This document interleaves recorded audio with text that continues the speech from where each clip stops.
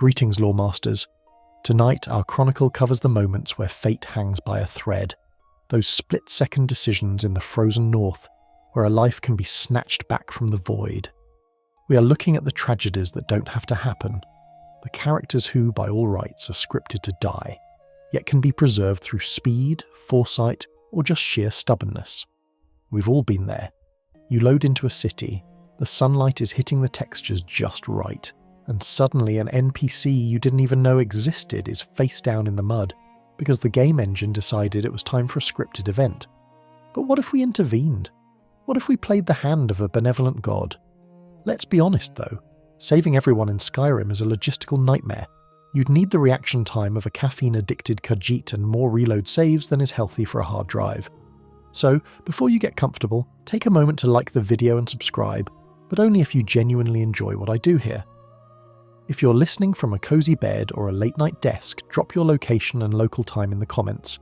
It's always fascinating to see where our guild members are resting their heads. Now, dim the lights, maybe turn on a fan for that soft background hum, and let's ease into tonight's journey together. The journey begins in the Reach, specifically at the massive bronze-gated entrance of Markarth. It is a city of stone and blood, carved into the living rock of the mountains by the dwarves millennia ago, and now inhabited by Nords who seem perpetually grumpy about the lack of sunlight. The air here always feels thinner, colder, carrying the metallic tang of the silver mines and the rushing sound of the waterfalls that cascade through the city streets. It is an impressive sight, vertical and imposing, a fortress that feels more like a prison than a home. When the Dragonborn first approaches these gates, the guard is dismissive, warning travellers to keep their heads down. The heavy doors swing open with the grinding of ancient gears, revealing the stone marketplace. To the right, the stream gurgles, to the left, the inn beckons. Directly ahead, however, a scene is set. It is one of the most infamous introductions to a city in the entire game. A woman, Margret, stands browsing the jewellery stall admiring a silver necklace. Behind her, a ragged man named Waylin is pulling a shiv. In the vast majority of timelines, in the millions of playthroughs across the world, Margret dies right there. It is the inciting incident for the Forsworn conspiracy. The script is aggressive. Waylin shouts, "The Reach belongs to the Forsworn," and drives the dagger into her back. She screams, collapses, and the guards cut Waylin down seconds later. Blood stains the stone, the market goes into a panic, and the player is handed a note that pulls them into the dark underbelly of the city's corruption. It feels inevitable. It feels like a cutscene that you're allowed to walk around in but not touch. But the Dragonborn is not bound by the limitations of the average citizen. With the foresight of a returning hero, or perhaps just a twitchy trigger finger, this tragedy is entirely preventable. To save Margret requires anticipation. You cannot wait for the dialogue to finish. You cannot wait for the weapon to be fully drawn. As soon as the loading screen fades and the market materializes, the clock is ticking. You must sprint. The cobblestones blur beneath your boots. Maybe you ready a bow, drawing the string taut before the guard even finishes his welcome speech. Maybe you charge with a shield raised, ready to bash the would-be assassin into a stagger. Or perhaps, for the magically inclined, a bolt of lightning is already crackling in your palm. Waylin moves fast. He enters stealth mode, technically, though he is in plain sight. He lunges. If you're slow, the animation locks in, and Margret falls. But if you're fast, if you strike Waylin the moment he turns hostile, the script shatters. The dagger clatters to the floor. The madman lies dead before his blade can taste imperial blood. And Margret? She stands there, shaken, confused, but very much alive. It is a jarring moment for the game's logic. The guards still act as though a great crime has occurred, but the victim is standing right next to them, dusting off her dress. Saving Margret does more than just keep an NPC on the census count. It fundamentally alters the flow of the investigation that follows. Typically, you would have to loot her corpse to find her journal, or pick the pocket of the innkeeper to learn why she was in the city. But with her heart still beating, she becomes a source of information herself. If you speak to her after the dust settles, she is grateful, gifting you a silver emerald necklace, a reward that feels far more personal than looting gold from a chest. But the true reward is the lore she reveals. Margret is not merely a tourist admiring the stonework. If you press her, perhaps with a bit of persuasion, she drops the facade. She admits she's an Imperial agent, a spy sent personally by General Tullius to investigate the Silverblood family and their control over the Sidna mine. This is a fascinating detail that many players miss because they simply let her die. It recontextualizes the entire Civil War presence in the Reach. We often think of the Empire as a lumbering bureaucratic military machine, marching in legions. But here we see the subtlety of Tullius. He knows the Silverbloods are sympathetic to the Stormcloaks, or at least opportunistic enough to use the chaos to their advantage.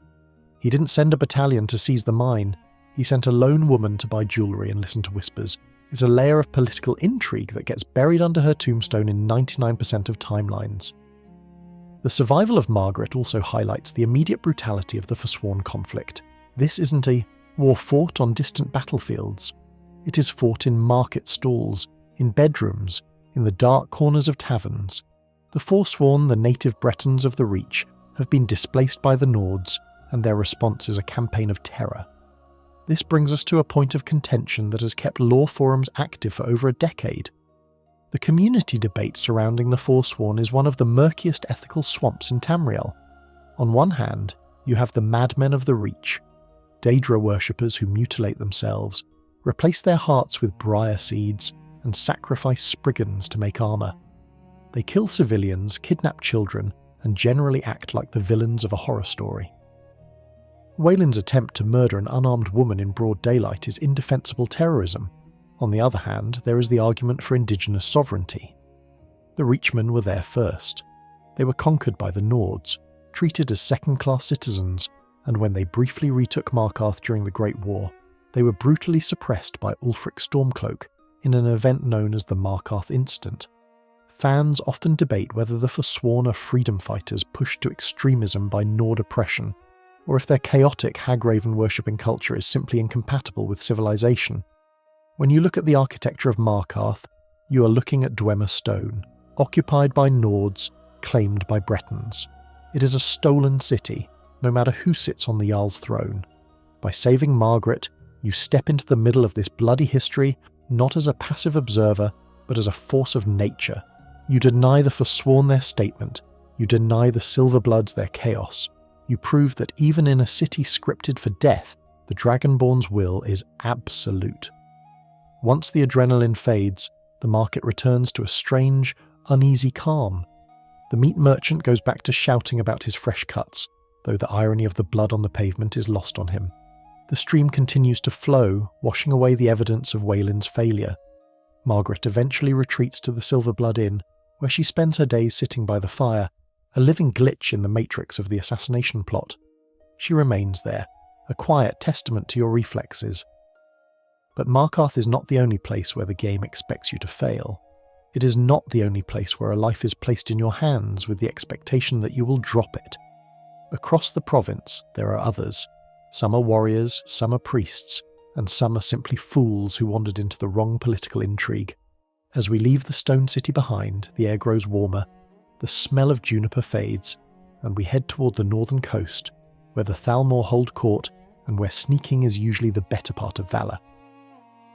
The transition from the solid, predictable stone of the Reach to the misty, treacherous, winding roads of Harfingar is always disorienting. The world of Skyrim is vast, and while Markarth feels like a tomb, the Thalmor embassy feels like a trap. It sits high on a cliff, overlooking the Sea of Ghosts, a fortress of elven arrogance and high walls. Inside, a party is raging. Wine is flowing, dignitaries are gossiping, and a wood elf named Malborn is sweating profusely, hoping that the hero he just smuggled in doesn't get him killed. Malborn is our next subject. A Bosmer with a grudge against the Thalmor, a backstory involving his family being wiped out by the Dominion in Valenwood. He is the inside man for the quest's diplomatic immunity. He risks everything to get your gear into the embassy. He opens the door, he creates the distraction, and usually the game rewards his bravery with a swift execution. Saving Malborn is exponentially harder than saving Margret. In Markarth, you have your weapons, your armour, and the element of surprise.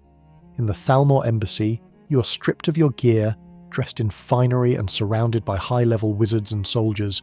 When your cover is blown, Malborn is exposed. The guards turn on him instantly. He has no armor. He has a dagger, maybe. And he is facing Thalmor justiciars who throw lightning bolts like they're handing out flyers. Keeping him alive requires a chaotic, desperate style of gameplay that turns the stealth mission into a brawl. You have to be the primary target. You have to draw every eye, every sword, and every spell onto yourself, all while scrambling to retrieve your smuggled gear from the chest. It is a frantic dance of aggro management. You are shouting, sprinting, chugging potions, and physically body-blocking attacks meant for the fragile wood elf. Most players treat Malborn as a disposable tool. He serves his purpose, he gets the door open, he dies. It's clean. It ties up the loose end. But if you are committed to the preservation of life, you fight for him. You escort him through the trapdoor down into the reeking cave and out into the snow. It is a harrowing escape, and even then the game seems to want him dead. If he survives the embassy, he runs off into the wilderness, where a troll in the cave or a saber cat on the road can end him just as easily as a Thalmor wizard. But if he makes it, if he survives the cold and the blades, he doesn't just disappear. He flees to Windhelm, seeking refuge in the new Nissus Corner Club. Later, he attempts to leave Skyrim entirely, heading for the Morrowind border. You can encounter him one last time, fighting for his life against a Thalmor assassin sent to tie up the loose end. It is a relentless pursuit. The Thalmor do not forget, and they do not forgive. Saving Malborn is not a one-time event. It is a commitment to protecting a man who is being hunted by a superpower. It speaks to the sheer vindictiveness of the Thalmor, a core in-game fact that every player comes to understand. Their reach is long. They are the boogeymen of the Fourth Era, and defying them carries consequences. Yet, seeing Malborn standing by the fire in Windhelm, terrified but alive, is a victory against that darkness. It is a raised middle finger to the Dominion. The mountains of the north are unforgiving, but the darkness we face next is not political. It is primal, it is ancient, it dwells in the stomachs of the desperate and the depraved. From the high politics of the embassy, we descend into the crypts of the Reach once more, where a priest of Archay is about to discover that not everyone appreciates a good burial. The stench of the dead is something you expect in a Hall of the Dead. It's the smell of embalming fluids, dry dust and old linen. But in the Hall of the Dead in Markarth, there is another smell beneath it, something coppery, raw, and alarmingly fresh. It is here that we meet Brother Verulus, a man whose dedication to Archay is about to lead him into the most grotesque dinner party in Skyrim's history. Verulus is a priest, a man of rituals and solemnity. When you first encounter him, he is frustrated, barred from entering his own place of work because something has been gnawing on the corpses. Not rats, not skeevers, something with a human-shaped jaw. He asks for your help, unaware that he is asking the very person who might lead him to the slaughter. The quest is The Taste of Death, and it is a masterclass in uncomfortable storytelling. You're introduced to Eola, a follower of Namira, the Daedric Prince of Decay, Rot, and, most pertinently, cannibalism. Eola recognizes a certain darkness in the Dragonborn, or perhaps she just assumes everyone is as hungry as she is. She tasks you with clearing out Reachcliff Cave of its Draugr infestation, so her coven can set the table for a grand feast. And the guest of honour? The main course? Brother Verulus? The game guides you toward betrayal. It puts the quest marker on Verulus's head. You're told to persuade him, to lure him out of the safety of the city with promises of adventure and treasure. He trusts you. He follows you into the damp, dark cave, fighting by your side, healing you, believing that you're helping him cleanse a holy site. When you reach the banquet hall, the table is set. The other guests, seemingly normal citizens of Markarth whom you've bought meat and potions from, are waiting. Eola invites Verulus to lie down on the altar. He feels drowsy, a spell overtaking his senses. He lies there, compliant, ready to be carved. This is where most players, eager for a new Daedric artifact, make the cut. They feast, they get the Ring of Namira, and they walk away with a slightly heavier conscience and a stamina boost. Verulus becomes just another pile of bones, but you can just say no. The intervention here is not a matter of speed, like with Margret, or chaos, like with Malborn. It is a matter of drawing a line in the sand. When Verulus lies down on that altar, the script pauses, the cultists watch, Eola waits, and in that moment, You can draw your weapon and turn the banquet into a massacre. Saving Verulus is a fight against the town itself. The cultists are not generic bandits. They are the shopkeepers, the alchemists, the dog handlers of Markarth. Hogni Red Arm, the butcher who sells you beef in the market, and whose bloodiest beef in the reach slogan suddenly takes on a horrific new context, is there. Lisbeth, the owner of the Arnleif & Sons trading company, is there. Saving the priest means killing the community. It is a brutal, frantic skirmish in a confined space with magic and daggers flying over the sleeping form of the man you're trying to protect. If you succeed, Verulus wakes up groggy and confused. He sees the bodies of the people he likely ministered to, the people he bought supplies from, dead in pools of their own blood. He thanks you, pays you, and hurries back to Markarth, likely needing a stiff drink and a long bath. Lore-wise, this rescue is significant because it preserves one of the few truly good men in Markarth. The city is defined by corruption, the Silverbloods, the Forsworn, the Daedra. Verulus is just a guy trying to bury the dead with respect. By saving him, you prevent the complete moral collapse of the city's spiritual centre. There is also a fascinating obscure detail regarding Verulus's fate if he dies. If you sacrifice him, you can actually thrall his body later using necromancy. However, unlike most NPCs who groan or moan when reanimated, Verulus retains some unique dialogue lines even in death, remnants of his scripted role that glitch into his zombie state. It's a creepy reminder of the man he was. But perhaps the most interesting aspect of this scenario is the community debate surrounding the Ring of Namira itself. Is it worth it? The ring grants increased stamina and health regeneration from feeding on corpses. For survival mode players, it is a godsend. But for role players, it is the ultimate taboo. Fans argue endlessly about whether a good Dragonborn can justify owning it. Some say it's just a tool, others say the act of eating a priest crosses a line that even the Dark Brotherhood wouldn't touch. By saving Verulus, you're taking a hard stance in that debate. You're rejecting the power of a Daedric prince, spitting in the face of decay. The cave falls silent. The feast is ruined. Verulus runs back to the stone walls of Markarth, shaken but whole. We leave the blood-slicked altar of Namira behind, stepping out of the damp dark and into the open air. The wind shifts. We are moving away from the rot of the Reach and toward the sulphurous, bubbling tundra of Eastmarch, where the ground is warm and the trees are ancient. Our next destination is the Eldergleam Sanctuary, a place of breathtaking beauty that hides a violent ultimatum. Here, the choice is not between cannibalism and morality, but between tradition and life. We meet Maurice Jondrelle in the Temple of Kinnereth in Whiterun. He is a pilgrim, a man who has read about the wonders of the Eldergleam, the ancient holy tree, and wishes to see it before he dies. He asks to accompany you on your quest to retrieve the sap needed to heal the Gildergleam in the city. He seems harmless, if a bit naive. He has no armour, no weapons to speak of. He's a tourist in a land of monsters. The journey to the sanctuary is perilous enough, but the real danger awaits inside. The Eldergleam Sanctuary is a lush, hidden valley, vibrant with green in a land of white snow. The tree itself is massive, its roots twisting like the spines of dragons. To get the sap, you are given a weapon called Nettlebane, a cursed dagger designed to hack through the indestructible roots of the Eldergleam. The standard path is violent. You approach the tree, you slash at the roots with Nettlebane. The tree screams, a sound like wood splintering and wind howling. The Spriggans, the guardians of nature, emerge from the earth, enraged. They attack. In the chaos, Maurice Jondrelle, standing nearby in his tunic, is almost always the first to die. A Spriggan's claws make short work of unarmoured pilgrims.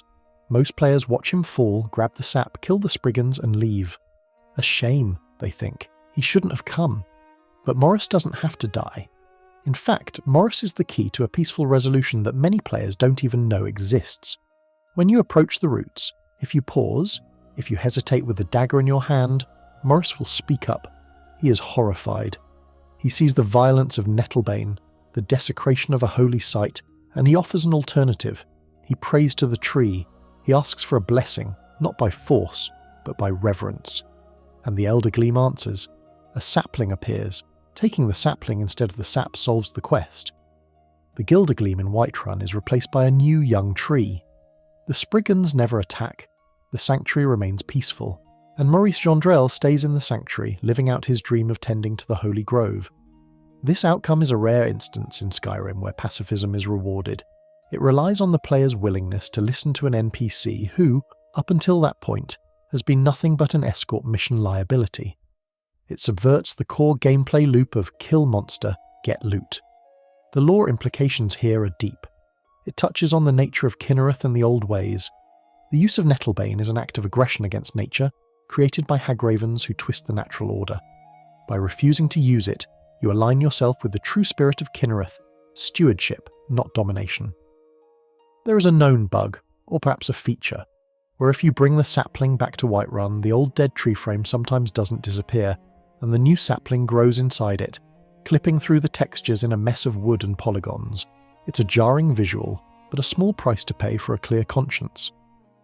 Leaving Maurice to his prayers, surrounded by floating torch bugs and the gentle hum of the sanctuary, we feel a sense of peace.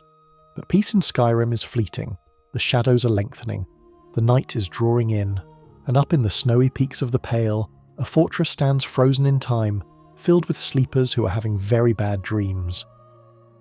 We travel now to Nightcaller Temple, a ruin perched on a cliff overlooking Dawnstar.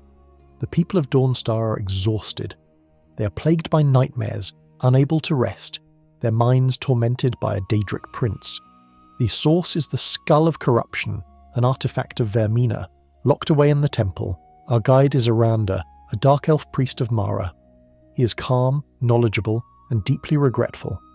As we delve into the temple, fighting through orcs and priests who wake from a magical slumber only to attack in a daze, we learn his secret. Erandur was once one of them. He was a priest of Vermina. He fled when the miasma was released, leaving his brothers and sisters behind to sleep for decades. He has returned to atone. The climax of the quest, Waking Nightmare, brings us to the skull itself. Erandur begins the ritual to destroy the barrier protecting it, intending to send the artifact back to oblivion. As he channels his magic, Vermina speaks to you. Her voice is like oil on velvet. She whispers that Erandur is lying. She says that once the barrier is down, he will turn on you. He will kill you and claim the skull for himself. She commands you to strike him down while he is vulnerable. The reward for killing him is the Skull of Corruption, a staff that deals massive damage if you power it with the dreams of sleeping NPCs. It is a powerful weapon for a mage, but Erandur is telling the truth. If you ignore the Daedric prince, if you let Erandur finish his spell, the skull is banished.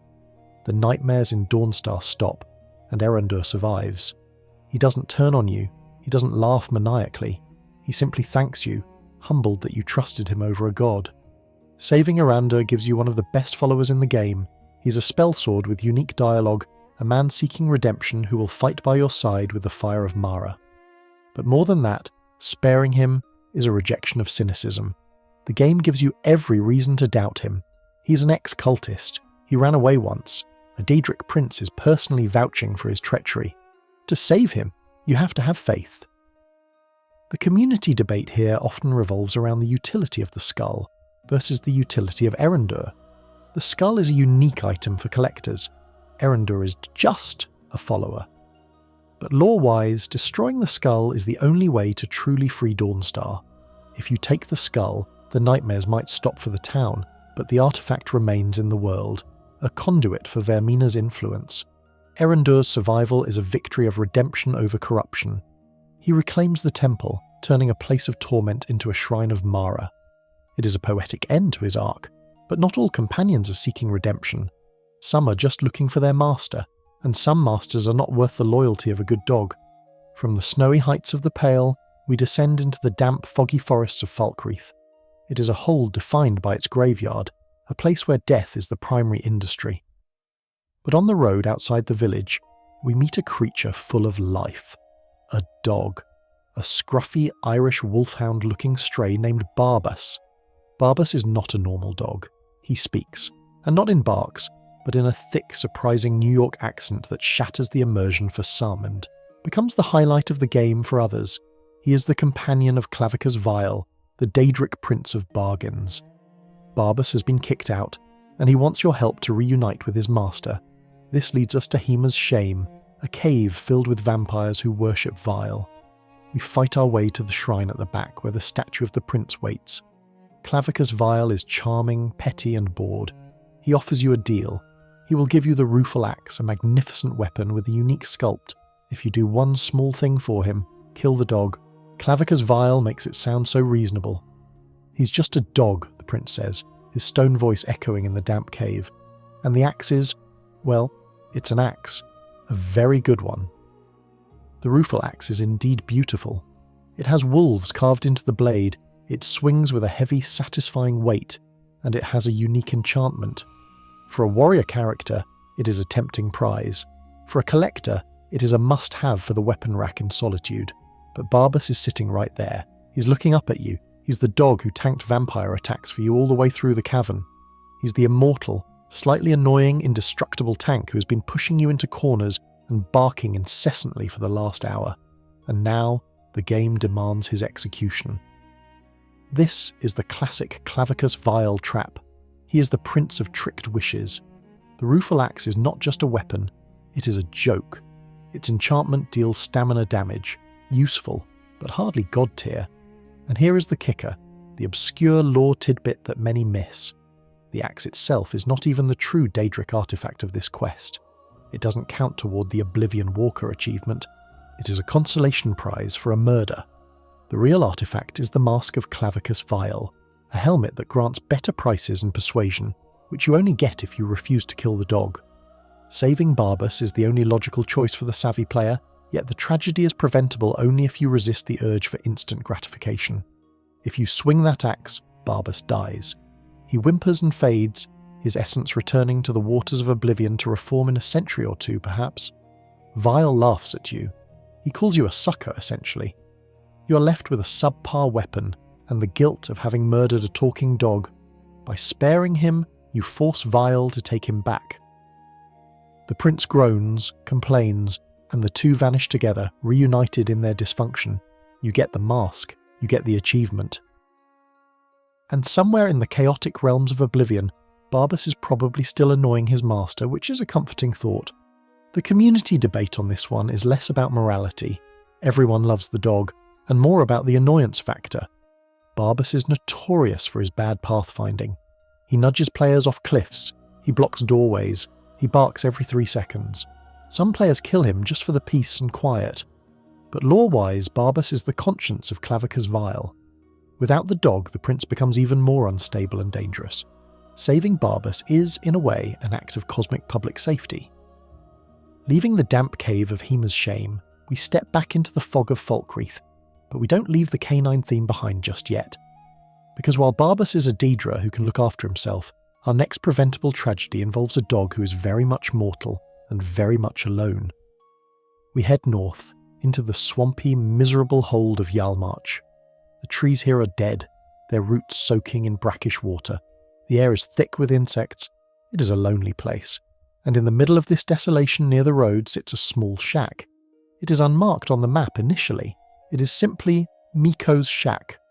When you approach, a dog runs out to meet you. This is Meeko. He barks, turns and runs back, checking to see if you are following. He leads you inside. There on the bed lies the body of his owner, a Nord who died of rock joint. A journal on the bedside table tells the simple, heartbreaking story. The man knew he was dying. His only worry was what would happen to his dog. This is a quiet tragedy. There are no dragons here, no Daedric princes, no world-ending stakes. Just a loyal dog waiting for a master who will never wake up. If you do nothing, if you read the journal and leave, Meeko stays there. He will wait by that bed until the end of time, or until a frostbite spider wanders in from the swamp. The tragedy is his prolonged abandonment. But you can save him. You can speak to him. The prompt appears, "Do you want to come with me?" Meeko barks. He becomes your follower. Saving Meeko is one of the most purely altruistic acts in the game. He is not a unique combatant. He doesn't have a magic voice. He is just a dog.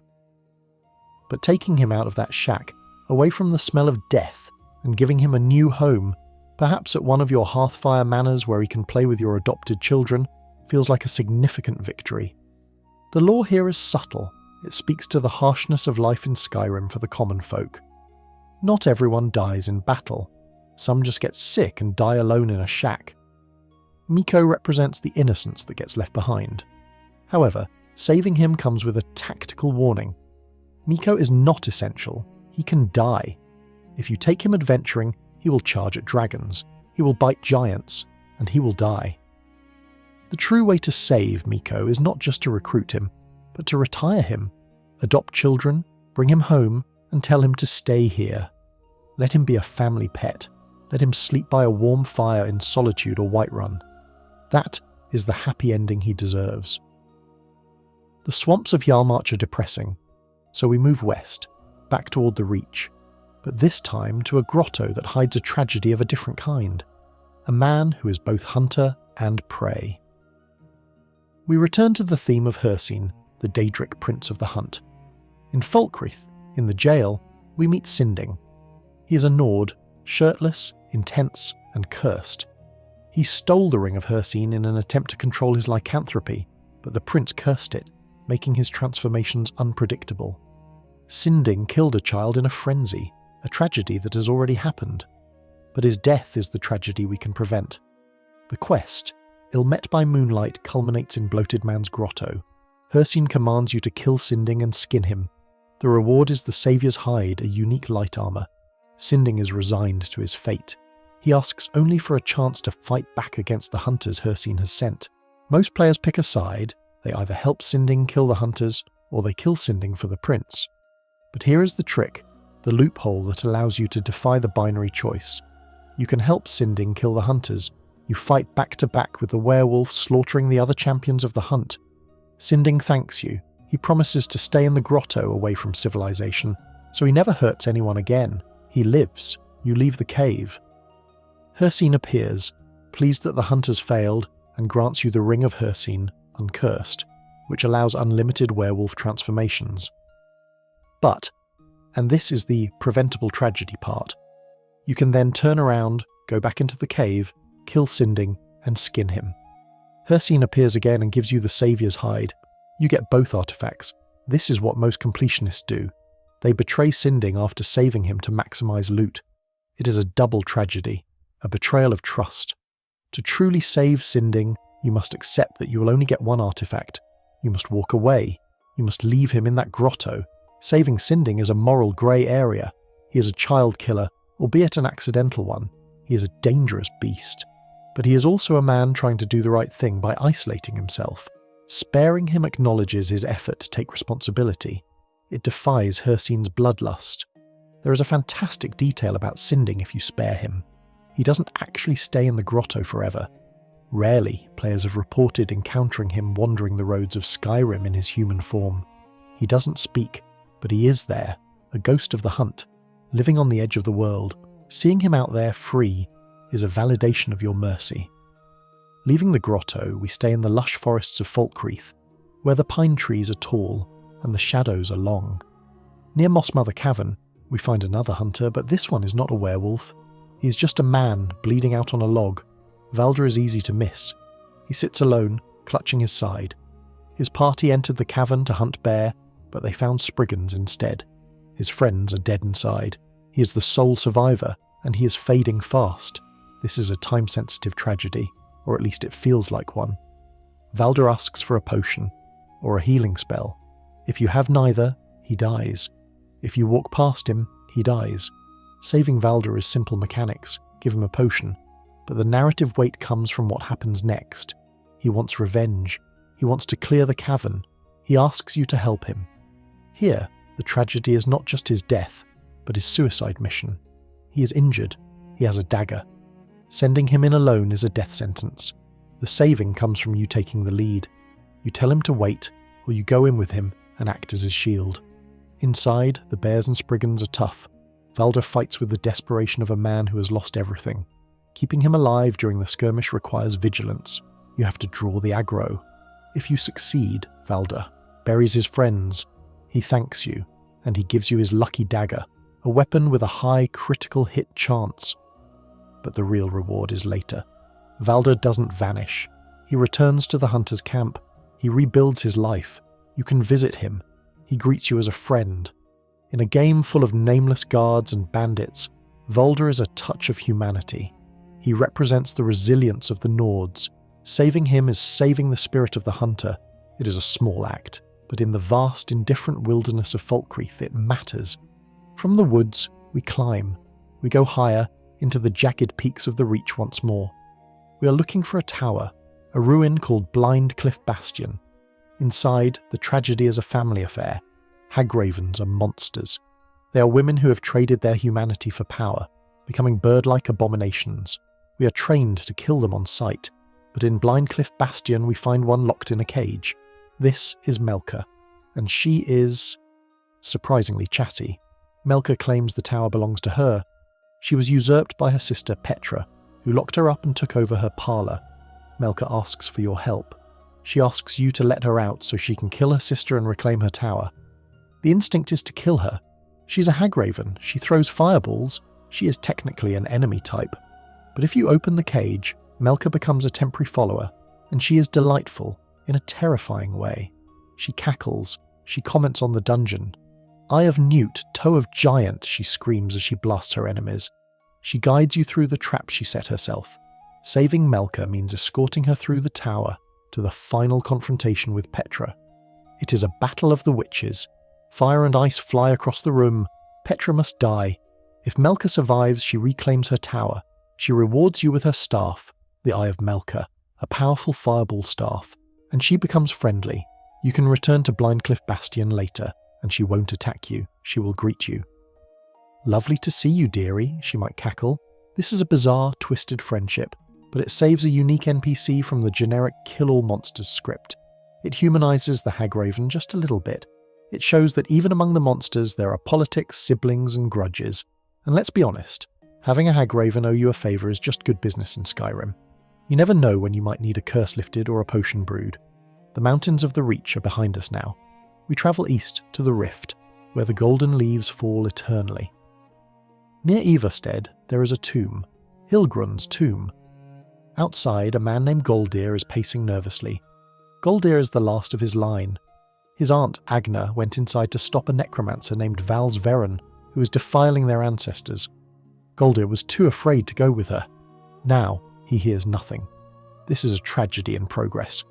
When you enter, you find Agna's body almost immediately. The guilt hits Golldir like a physical blow. He failed. Her. Now he is determined to stop Valsveran or die trying, and he usually does the latter. Golldir is not a tank. He is an archer-warrior hybrid with decent stats, but he is reckless. He charges into rooms filled with Draugr scourges and deathlords. He wants to die. He wants to atone. Saving Golldir requires you to protect him from himself. You have to be faster. You have to clear the rooms before he can get surrounded. The final battle with Valsveran is chaotic. The necromancer teleports around the room, summoning waves of Draugr. Golldir runs from corner to corner, exposing himself to crossfire. If you keep him alive, the payoff is somber but sweet. He cleanses the tomb, he thanks you, and he stays there, outside the tomb guarding his family. He becomes a follower, a loyal, albeit sad companion. The preventable tragedy here is the extinction of a family line. If Golldir dies, the Hillgrund name dies with him. The tomb becomes just another dungeon. By saving him, you preserve the history of the place. You allow the dead to rest, and the living to remember.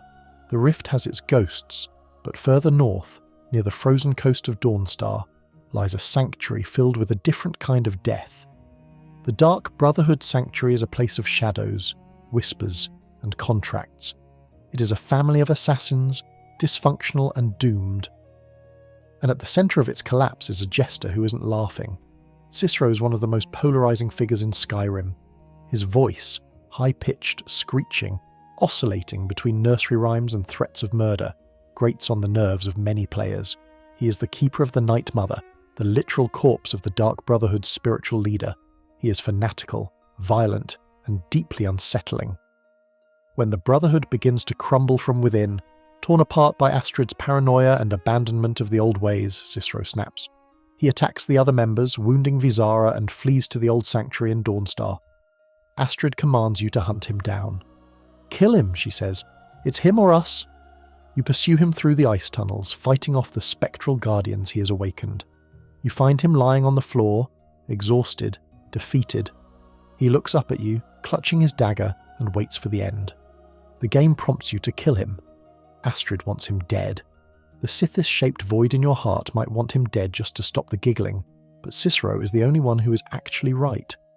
Astrid is the traitor. She has sold out the Brotherhood to the Penitus Oculatus.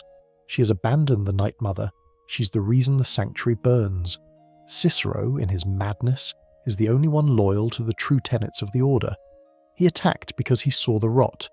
If you sheath your weapon and walk away, Cicero lives. You lie to Astrid. You tell her he's dead. Saving Cicero is a strategic masterstroke. When the sanctuary is destroyed and Astrid performs her final charred black sacrament, you are left with the remnants of the family. If you killed Cicero, you have Babette and Nazir. That's it. But if you spared him, Cicero returns. He bursts into the new sanctuary, delighted to be alive, and resumes his duties as keeper. He becomes a follower, and not just any follower. He is essential, meaning he cannot be killed. He has unique, chaotic combat dialogue. He dances. He creates a lively, bizarre atmosphere in the otherwise grim sanctuary. Lore-wise, sparing Cicero ensures the continuity of the Dark Brotherhood's traditions. He is the link to the old ways, to the Night Mother. Without him, the listener, you, is just a warlord with a couple of assassins. With him, the spiritual core of the faction survives. It is a decision to value loyalty, however twisted, over convenience. And let's face it, the tragedy of the Brotherhood is that they forgot who they were. Cicero never forgot.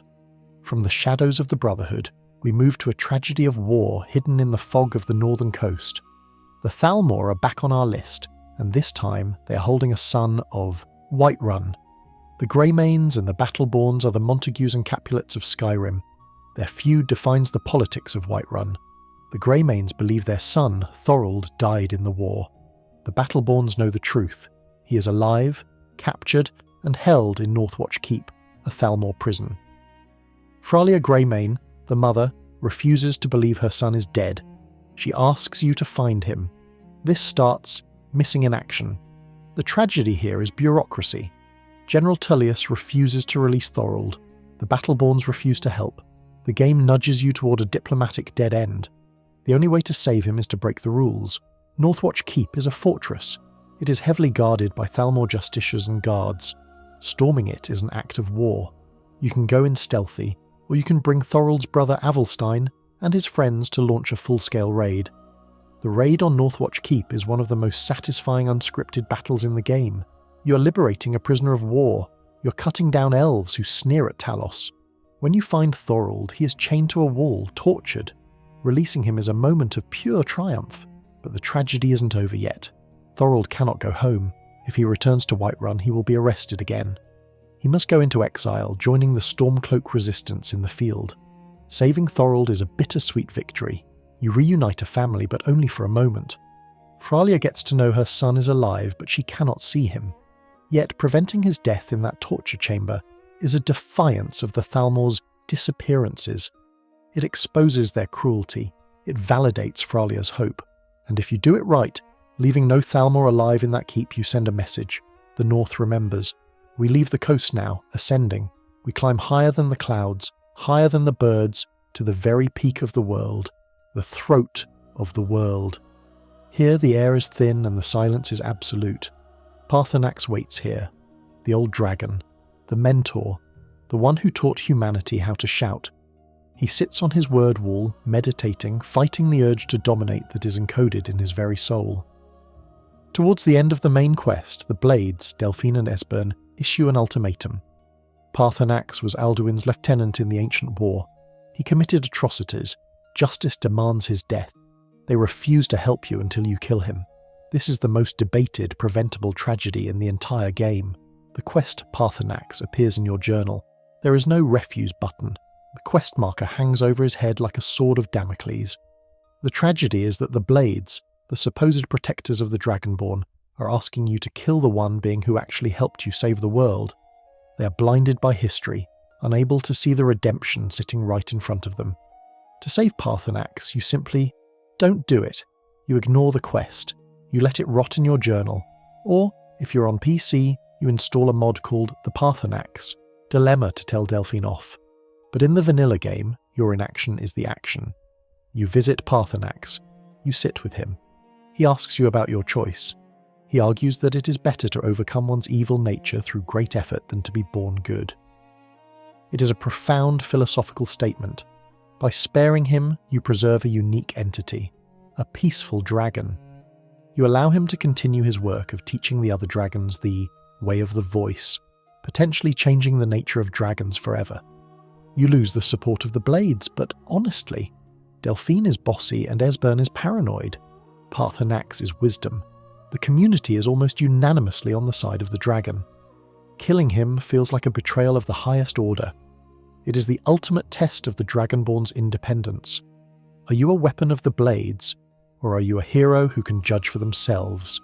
Saving Paarthurnax is saving the possibility of change. It is saying that the past does not dictate the future. But while we are dealing with assassins and dragons, let's not forget the little people. The final preventable tragedy is not a single death, but a series of them. It is a massacre that we are contracted to perform but can choose to reverse. The Dark Brotherhood returns to our list, but this time we are not saving a member. We are destroying the whole organisation to save their victims. When you first meet Astrid in the abandoned shack, she gives you a test. 3 captives, kill 1. But you can kill Astrid instead. This triggers the quest, Destroy the Dark Brotherhood. By doing this, you prevent every single assassination contract in the game from happening. Nafi, the harmless mentally ill beggar in Iverstead. He lives. He continues to search for his sister in the river, sad but alive. Beytild, the miner in Dawnstar, she lives. Her feud with League Elf continues, but she isn't murdered in her sleep. Enodius Papias, the paranoid recluse at Anger's Mill, he lives. He stays in his tent, safe from your dagger. Hearn and Hurt, the vampires at Half Moon Mill, they live. Okay, they are vampires, but they are peaceful lumberjacks. The Emperor, Titus Mede II, he lives. The Empire retains its leader. The political chaos of his assassination is averted. Wiping out the Dark Brotherhood is the nuclear option for saving NPCs. You sacrifice an entire faction questline, the best questline in the game arguably, to save a handful of minor characters and the Emperor. It is a choice few players make on their first run. The content is too good to miss. But for a role-playing paladin or a strictly moral character, it is the only choice. The Dark Brotherhood are murderers. They kill for money. By destroying them, you are acting as the ultimate protector of Skyrim's citizens. You storm the sanctuary in Falkreath with the Penitus Oculatus.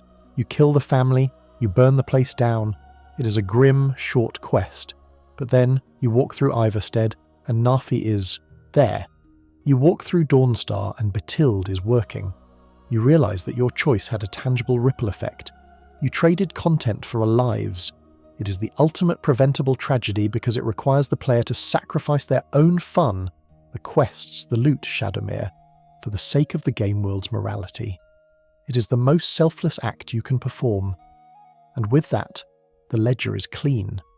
We have travelled from Markarth to the throat of the world, from the swamps to the ice fields. We have intervened in assassinations, defied Daedric princes, and ignored the orders of secret societies. We have saved the beggar, the priest, the dog, and the dragon. The world of Skyrim is designed to be a harsh place. It is a land of civil war and returning dragons. Death is scripted into its code, but the beauty of the game lies in its flexibility.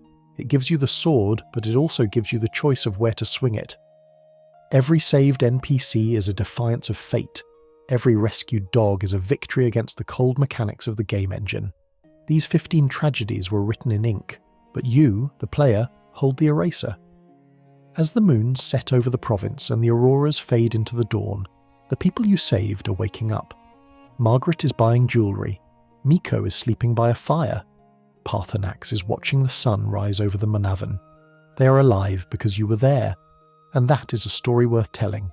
From the serene, holy light of the Eldergleam Sanctuary, where the air hums with the life of Kinnereth, we must now trek northward, into a land where the wind carries no blessing, only the biting chill of the Sea of Ghosts. We're heading to the Pale, a hold defined by snow, ice, and a creeping exhaustion that has settled into the bones of its people. We're going to Dawnstar, a port town that hasn't slept in weeks. The preventable tragedy here is not just the death of a man, but the death of a soul's chance at redemption. We're here to talk about Erandur, the priest of Mara, and the dark shadow of his past that waits for him in the Nightcaller temple. When you first arrive in Dawnstar, the atmosphere is heavy. The guards are irritable, the miners are sluggish. If you speak to the Jarl, Skald the Elder, he is dismissive, but the people in the Windpeak Inn tell a different story. They are suffering from collective, identical nightmares. Every time they close their eyes, they are tormented by visions of terror. It is a psychological siege, and at the centre of the inn, standing by the fire in robes of grey and saffron, is the one man who knows why. Erandur introduces himself as a humble priest of Mara, the divine of love and compassion. He is soft-spoken, grim, and determined. He tells you that the source of the nightmares is a Daedric artifact called the Skull of Corruption, which has been awakening in the ruins of the Nightcaller temple on the cliff above the town. He asks for your help to destroy it. The journey up the hill is quiet, the snow crunching underfoot, the tower of the temple looming like a black finger against the aurora. But as you enter the temple, the lore deepens. Erandur reveals that he knows this place not because he studied it, but because he lived here. He was not always a priest of Mara. Decades ago, he was a priest of Vermina, the Daedric prince of dreams and nightmares. He was one of the torturers. This revelation recontextualizes the entire mission. You're not just escorting a quest giver, you're escorting a defector back to the scene of his crimes. The interior of Nightcaller temple is frozen in a gruesome tableau. We see Orcish invaders and Vermina devotees dead on the floor, not decayed, but preserved. Erandur explains the miasma, a magical gas released by the priests as a last resort during the invasion. It put everyone to sleep, preserving them in a state of ageless, suspended animation. Now, as the skull wakes, the miasma is lifting. The bodies are waking up, and they are still fighting the war that ended years ago. This is a core in-game fact that makes the dungeon unique.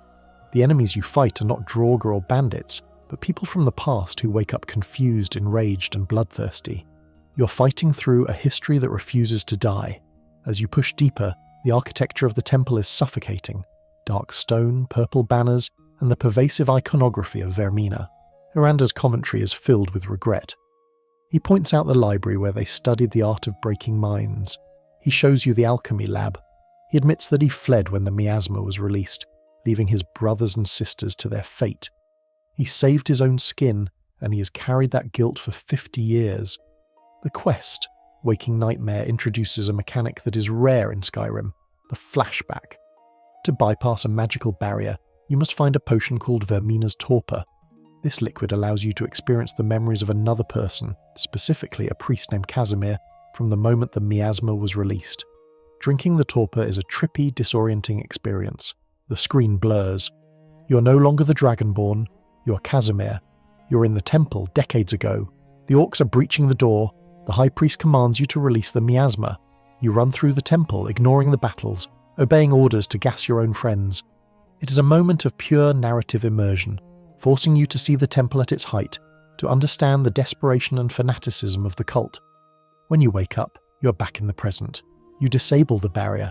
You and Erandur march to the inner sanctum where the Skull of Corruption floats, a horrific staff carved from bone, pulsing with purple energy. Two final cultists, Varen and Thorek, Erandur's old friends, wake up to confront him. They call him a traitor. They remind him of his cowardice. They confirm that Erandur didn't just run. He abandoned them to an eternity of sleep. Erandur doesn't deny it. He accepts their hatred. He defeats them, and then he turns to the skull. He begins the ritual to cast it back into oblivion. He calls upon Mara, his hands glowing with holy light, his voice steady, and then the voice of Vermina enters your head. It is a silky, insidious whisper. She tells you that Erandur is deceiving you. She says that the moment the ritual is complete, he will turn on you. She claims he wants the skull for himself, to become a master of nightmares once again. He deceived his friends, she whispers. He deceived me. Do you really think he won't deceive you? The game prompts you, kill Erandur. This is the preventable tragedy. It is a test of trust. If you listen to the Daedric prince, the literal embodiment of lies and fear, you strike Erandur down. He is vulnerable, channeling the spell, his back to you. One power attack, and he folds. The ritual fails. You claim the Skull of Corruption. The skull is a powerful artifact. It deals 20 points of damage, but if you cast it on a sleeping person, it absorbs their dreams, powering up to 50 damage. It is a unique mechanic, visually striking, and perfect for a dark wizard build. But the cost is Erandur's life, and more importantly his redemption. If you wait, if you endure the whispers and do nothing, the ritual completes. The skull vanishes in a flash of light. The oppressive atmosphere of the temple lifts, and Erandur simply turns to you. He doesn't attack. He doesn't laugh maniacally. He looks exhausted but relieved. "It is done," he says. "The skull is gone. Dawnstar is safe." He thanks you for trusting him when he gave you every reason not to. He pledges his service to you. Saving Erandur yields one of the most interesting followers in the game. He's a spell sword using maces and fire magic. But his value lies in his dialogue. Unlike the generic housecarls who drone on about carrying burdens, Erandur comments on the world with the perspective of a man who has seen the darkness and chosen the light. If you take him to other cities, he reflects on the suffering of the people. He is a moral compass. There is a fascinating bit of obscure lore regarding Erandur's level cap. In the vanilla game, he has a maximum level of 50, which is respectable. However, his class is technically priest, which gives him proficiency in restoration and conjuration, but his combat AI often favours melee. This makes him a bit of a chaotic fighter, rushing in with a mace while healing himself, a perfect reflection of his dual nature as a former cultist turned protector. The community debate surrounding this choice is intense. Min-maxers argue that the Skull of Corruption is a unique, missable item needed for the Oblivion Walker achievement, while Erandur is just another follower. From a purely mechanical standpoint, killing him is the optimal play for a trophy hunter. But from a lore and role-playing perspective, killing Erandur is a tragedy. You're executing a man who has spent 50 years trying to atone for a mistake he made in a moment of panic. You are validating Vermina's cynicism. You are proving that people cannot change, that a traitor is always a traitor. By sparing him, you allow him to reclaim the Nightcaller temple as a shrine to Mara. You turn a place of horror into a place of healing. You give Dawnstar its sleep back, not by stealing dreams, but by banishing the nightmare. As we leave the temple, the sun is rising over the pale ice. The air feels crisper, cleaner. Erandur walks behind us, his steps lighter than they were on the way up. We have defied a Daedric prince. We have saved a soul. But not all companions come with such heavy baggage. Some are simply annoying, and some are victims of a different kind of deal, a deal made not with a prince of dreams, but with a prince of bargains. We must leave the snow behind and travel south to the dripping caves of Falkreath, where a dog is barking and a very sharp axe is waiting to fall. From the frozen, nightmare-plagued peaks of Dawnstar, we descend south, leaving the biting winds of the Pale for a landscape that is no less sombre, but infinitely wetter. We enter Falkreath Hold. This is the graveyard of Skyrim, a region dominated by ancient pine forests that seem to trap the fog and the rain in equal measure. The air here is thick, smelling of wet earth, decaying leaves, and the kind of heavy gloom that seeps into your armour. It is a fitting setting for our next preventable tragedy, one that involves a creature of unshakable loyalty and a master of unshakable pettiness. We are here to save a dog, but not just any dog. We are here to intervene in the fate of Barbas, the scruffy, grey Irish wolfhound lookalike who happens to be the better half of a Daedric prince. The tragedy of Barbas is unique in our chronicle because the game actively encourages you to hate him before it asks you to kill him. It begins typically enough on the road outside Falkreath's gates. A guard asks if you've seen a stray dog. You find the creature a little ways down the road, expecting a simple animal interaction, maybe a bark, maybe a fetch quest. Instead, the dog opens its mouth and speaks. "You're exactly what I was looking for," he says. And he says it not with a booming demonic resonance, but in a thick, nasally, colloquial accent that sounds like he just walked out of a Brooklyn deli in the 1950s. It is one of the most jarring, immersion-breaking and delightful moments in the Elder Scrolls Fomvia. This is Barbas. He is a Daedra, a shapeshifter, but he prefers the form of a dog. He explains that he has had a falling out with his master, Clavicus Vile, the Daedric Prince of Bargains, Wishes and Paradoxes. Barbas has been kicked out, and he needs a mortal mediator to help them reconcile. This kicks off the quest, A Daedra's Best Friend, and thus begins the test of your patience. To save Barbas from the eventual chopping block, you first have to survive his company. And this is where the tragedy becomes a meta-commentary on game mechanics. Barbas is an invincible follower during this quest. He cannot die in combat. This makes him incredibly useful as a tank against dragons or bandit chiefs. However, his AI is notoriously enthusiastic. He barks incessantly, a sound loop that drills into the player's skull after 20 minutes. He follows too closely, constantly nudging the dragonborn forward, pushing you off ledges, shoving you out of cover, and trapping you in narrow corridors. By the time you reach Hyma's Shame, the cavern where Clavicus Vile's shrine is located, many players are already grinding their teeth. They are thinking, I would kill this dog for free. And Clavicus Vile, being the Prince of Bargains, knows this. He is counting on it. Hyma's Shame is a damp, winding cavern infested with vampires. It is a grueling dungeon crawl. The vampires here are worshippers of Vile, seeking his favour, but they are hostile. To you. With Barbas tearing through them, soaking up vampiric drain spells like a sponge, you eventually reach the shrine at the back of the cave. The shrine is a magnificent statue of the prince himself, a small, impish man standing next to a large hound. It represents the duality of their existence. Clavicus Vile is the ambition, the deal-making, the trickery. Barbas is the power, the foresight, and ironically, the conscience. Without Barbas, Vile is diminished. He is stuck in the statue, his power limited to a radius around the shrine. When you speak to the prince, he is charming, bored, and dismissive. He agrees to take Barbas back, but only if you retrieve the Rueful Axe, a weapon he misplaced in the hands of a wizard named Sebastian Lort. You travel to Rimerock Burrow, kill the wizard, retrieve the axe, and return. This is the moment of truth. You stand before the statue, the heavy axe in your hands. Barbas sits next to you, looking up with those polygonal dog eyes, wagging his tail. Clavicus Vile makes his offer. You keep the axe, he says, his voice dripping with false generosity. And I keep my peace and quiet. All you have to do is kill the dog. It is presented as a transaction, a simple trade, a powerful artifact for the life of a pest. And for a player who has spent the last 2 hours being shoved into doorframes by Barbas, the offer is tantalizing. The Rueful Axe looks incredible. It is a massive two-handed ebony battle axe with wolves carved into the blade. It looks like the weapon of a true hero. But to swing that axe is to fall for the oldest trick in the book. It is a preventable tragedy of greed. The core in-game fact here is deceptive. The game presents the Rueful Axe as a reward, but if you look at the stats, it is a lemon. It has a base damage that is decent, but its swing speed is agonizingly slow, slower than a standard battle axe. Its enchantment deals 20 points of stamina damage. That's it.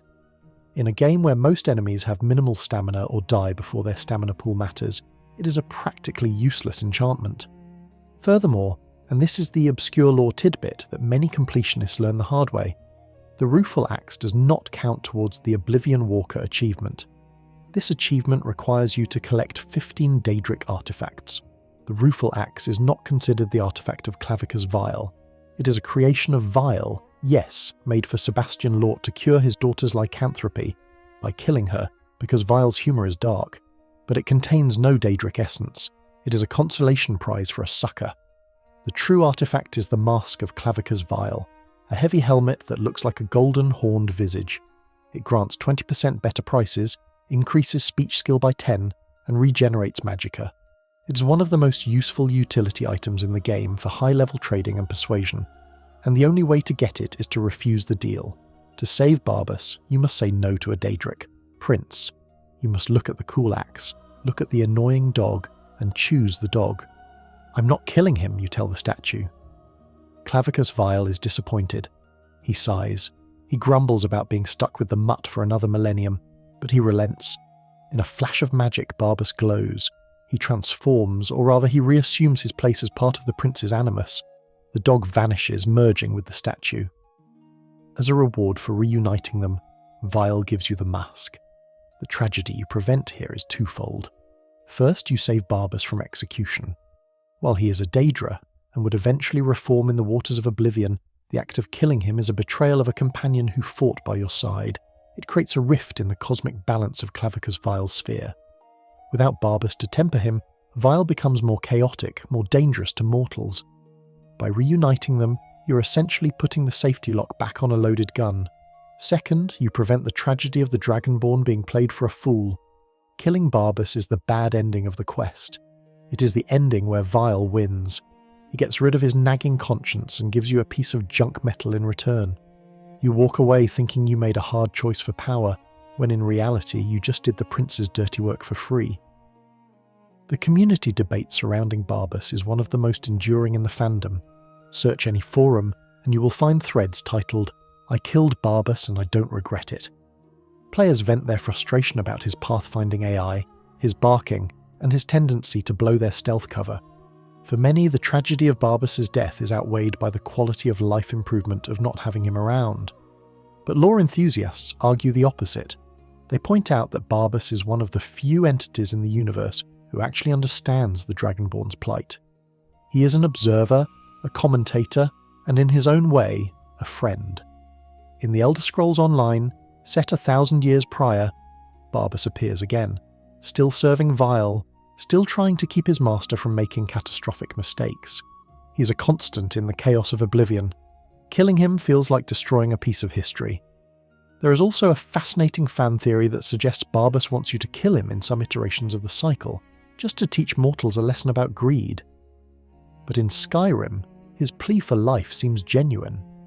Don't let him trick you, he warns. He knows his master better than anyone. If you spare him, the cave goes quiet.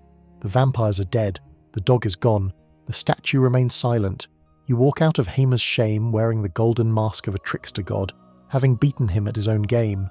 You step back out into the Falkreath rain, and for the first time in hours there is no barking. Just the sound of the wind in the pines, and the distant call of a hawk. It is a solitary victory. You didn't save a weeping widow or a helpless child. You saved a magical, talking dog who probably would have annoyed you for eternity if he stayed. But as you holster your weapon, your regular weapon, not the rueful axe, you feel a sense of narrative correctness. You didn't take the shortcut, you didn't betray the loyalty of a beast, even a Daedric one. But the forests of Falkreath and Jarlmarch are vast, and not every dog has the luxury of immortality. Not every creature has a Daedric prince to catch them when they fall. As we move north, trudging through the marshlands where the mortal crabs scuttle and the fog never lifts, we approach a tragedy that is far more grounded, far more quiet, and infinitely more heartbreaking. We are looking for a shack. It isn't marked on your map until you stumble upon it. There is no quest marker leading you there. There is no deity waiting to offer you a deal. There is just a wooden cabin, rotting in the damp air, and a dog who is waiting for a master who will never wake up. We're going to find Meeko, and this time there is no resurrection. There is only the choice between leaving him to the swamp or bringing him in from the cold. Leaving the supernatural annoyance of Barbas and Clavica's Vile behind, we drift northward. The air changes. The pine forests of Falkreath, dense and green, give way to the brackish, sulphurous waters of Jarlmarch. This is a hold that feels like it's slowly sinking. The ground is spongy, the trees are skeletal, and the fog hangs low over the marshes, obscuring the shapes of giant crabs and chorus that skitter in the gloom. It is not a place where people live by choice. It is a place where people end up. In the midst of this desolate landscape, near the rushing water of the Karth River and just south of Solitude's sawmill, sits a small, dilapidated structure. It doesn't look like much. It's the kind of background scenery your brain usually filters out as you sprint toward the next quest marker. It's just wood and thatch, beaten by the rain. But if you walk the road near Dragonbridge, something happens that forces you to stop. A dog barks. Now, in Skyrim, a barking dog usually signals one of two things: a stray you can recruit, or a wolf about to lunge at your throat. You reach for your weapon, instinct taking over. But this dog doesn't attack. He stands in the middle of the road, barks once, turns around and runs a few paces back toward the shack. He stops. He looks back at you. He barks again. This is Meeko. And he is trying to show you something. The tragedy of Meeko is not a grand political conspiracy like the Forsworn in Markarth, nor is it a Daedric game like the one we just played with Vile. It is a quiet domestic tragedy. It is the story of a bond severed by the mundane cruelty of life in a medieval fantasy world, Meeko leads you to the shack, Meeko's shack as the map belatedly labels it. Inside, the single room is sparse. There is a fire pit that has long since gone cold. There are a few shelves with meagre supplies, and on the bed there is a body. It is a gnawed man lying still. There are no arrows in him, no pools of blood, no signs of a struggle. He simply died. Beside the bed, on a small end table, is a journal. Opening it reveals the final days of this nameless man. He writes about his declining health, mentioning that he believes he has contracted rock joint. He talks about the pain, but mostly he talks about his dog. He worries about what will happen to Meeko when he is gone. He hopes that Meeko will be able to fend for himself or that someone kind will find him. The journal ends abruptly. If you do nothing, if you read the book, loot the few gold coins and walk out the door, the tragedy is cemented. Meeko will return to the side of the bed. He will sit there, waiting for a master who will never wake up. He will wait as the fire turns to ash, as the roof leaks, as the swamp slowly reclaims the shack. Eventually a frostbite spider or a bandit will wander in, and that will be the end of the loyal Hound of Hjalmarch. But the game gives you a prompt. You can speak to Meeko. Do you want to come with me? The dog barks. The dialogue box confirms Meeko is now your follower. Saving Meeko is one of the most universally agreed upon good acts in the Skyrim community. It transcends playstyle. You can be a vampire lord, a cannibal, or a thief, but leaving that dog in that shack is a line very few players are willing to cross. It taps into a primal human instinct. We do not leave the dog behind. However, the prevention of this tragedy is more complex than simply recruiting him. In fact, by recruiting him, you might be signing his death warrant. This brings us to a core in-game fact that every dog lover in Tamriel has learned the hard way. Meeko is not essential. Unlike Barbas, who could tank a dragon bite without flinching, Meeko is a standard animal follower. He has a level cap of 25. He has no armor rating to speak of. He attacks with his teeth. And, crucially, he has absolutely no sense of self-preservation. If you take Meeko with you on your adventures, he will behave like a hero. He will charge at ancient dragons. He will bite the ankles of frost giants. He will run headfirst into a barrage of Thalmor lightning. And he will die. Rapidly. A single misaimed fireball from your own hand, or a stomp from a mammoth, and Meeko is gone forever. His body will lie on the roadside, just another casualty of the Dragonborn's wake. So, the community debate regarding Meeko revolves around the ethics of saving him. Is it better to leave him in the shack where he is relatively safe, albeit lonely and grieving? Or is it better to take him with you, giving him a purpose but almost certainly exposing him to a violent death? For years this was the dilemma. Players would save Scum relentlessly to keep him alive, reloading the game every time he yelped in battle. Mods were created specifically to give him armor or make him essential. Meeko Reborn and other mods became staples for PC players who couldn't bear the thought of losing him. But then came the Hearthfire expansion, and with it, the true solution to the tragedy. The expansion introduced the ability to adopt children and build homes, and buried in the mechanics of adoption was a feature for pets. If you have an adopted child, say Lucia from Whiterun or Sophie from Windhelm, and you bring Meeko home, a unique interaction triggers. The child will approach the dog. A doggy! Can we keep him, Parmar? Please? If you say yes, Meeko ceases to be a combat follower. He becomes a family pet. He stays at your house. He sleeps by the fire. He plays with the kids. He guards the homestead from the occasional skeever, but he is largely safe from the horrors of the open world. This is the canonical, good ending for Meeko. You rescue him from the shack of his dead master. You retire him from the dangerous life of an adventurer, and you give him a warm rug and a family. It closes the loop on the journal's final wish. Someone kind did find him. There is a charming obscure lore tidbit hidden in the game files regarding Meeko's AI packages. Even after he's recruited or adopted, Meeko retains a specific sandbox behaviour linked to the shack. If you dismiss him without a home, he doesn't go to the nearest stable or inn. He walks all the way back to Hjalmarch. He returns to the dead body. It's a heartbreaking detail that shows his loyalty is hard-coded. He never really forgets. This is why the adoption route is so critical. It overwrites his home location, breaking the cycle of his grief. The contrast between Meeko and our previous companion, Barbas, is stark. Barbas was a transactional relationship. We saved him because he was part of a cosmic puzzle, and because we wanted a shiny helmet. We save Meeko simply because he exists. There is no reward. He carries no loot. He grants no buffs. He is just a dog. And in a game dominated by the pursuit of power, stopping to save a creature that offers you nothing but companionship is a profound role-playing choice. It also serves as a grounding moment in the narrative. We are the Dragonborn, the slayer of world-eaters, the archmage, the listener. We deal with gods and kings, but in that shack we are just a person helping a dog. It reminds us of the humanity, or mermanity, that we are fighting to protect. As we leave the swamp, Meeko trotting at our heels, at least until we can drop him off at Lakeview Manor, the fog of Jarlmarch begins to lift. We have saved the loyal Hound, but the theme of beasts and men is not done with us yet. We move west again, back toward the Reach, but staying in the southern wilds of Falkreath, where the moon hangs large and the hunters are prowling.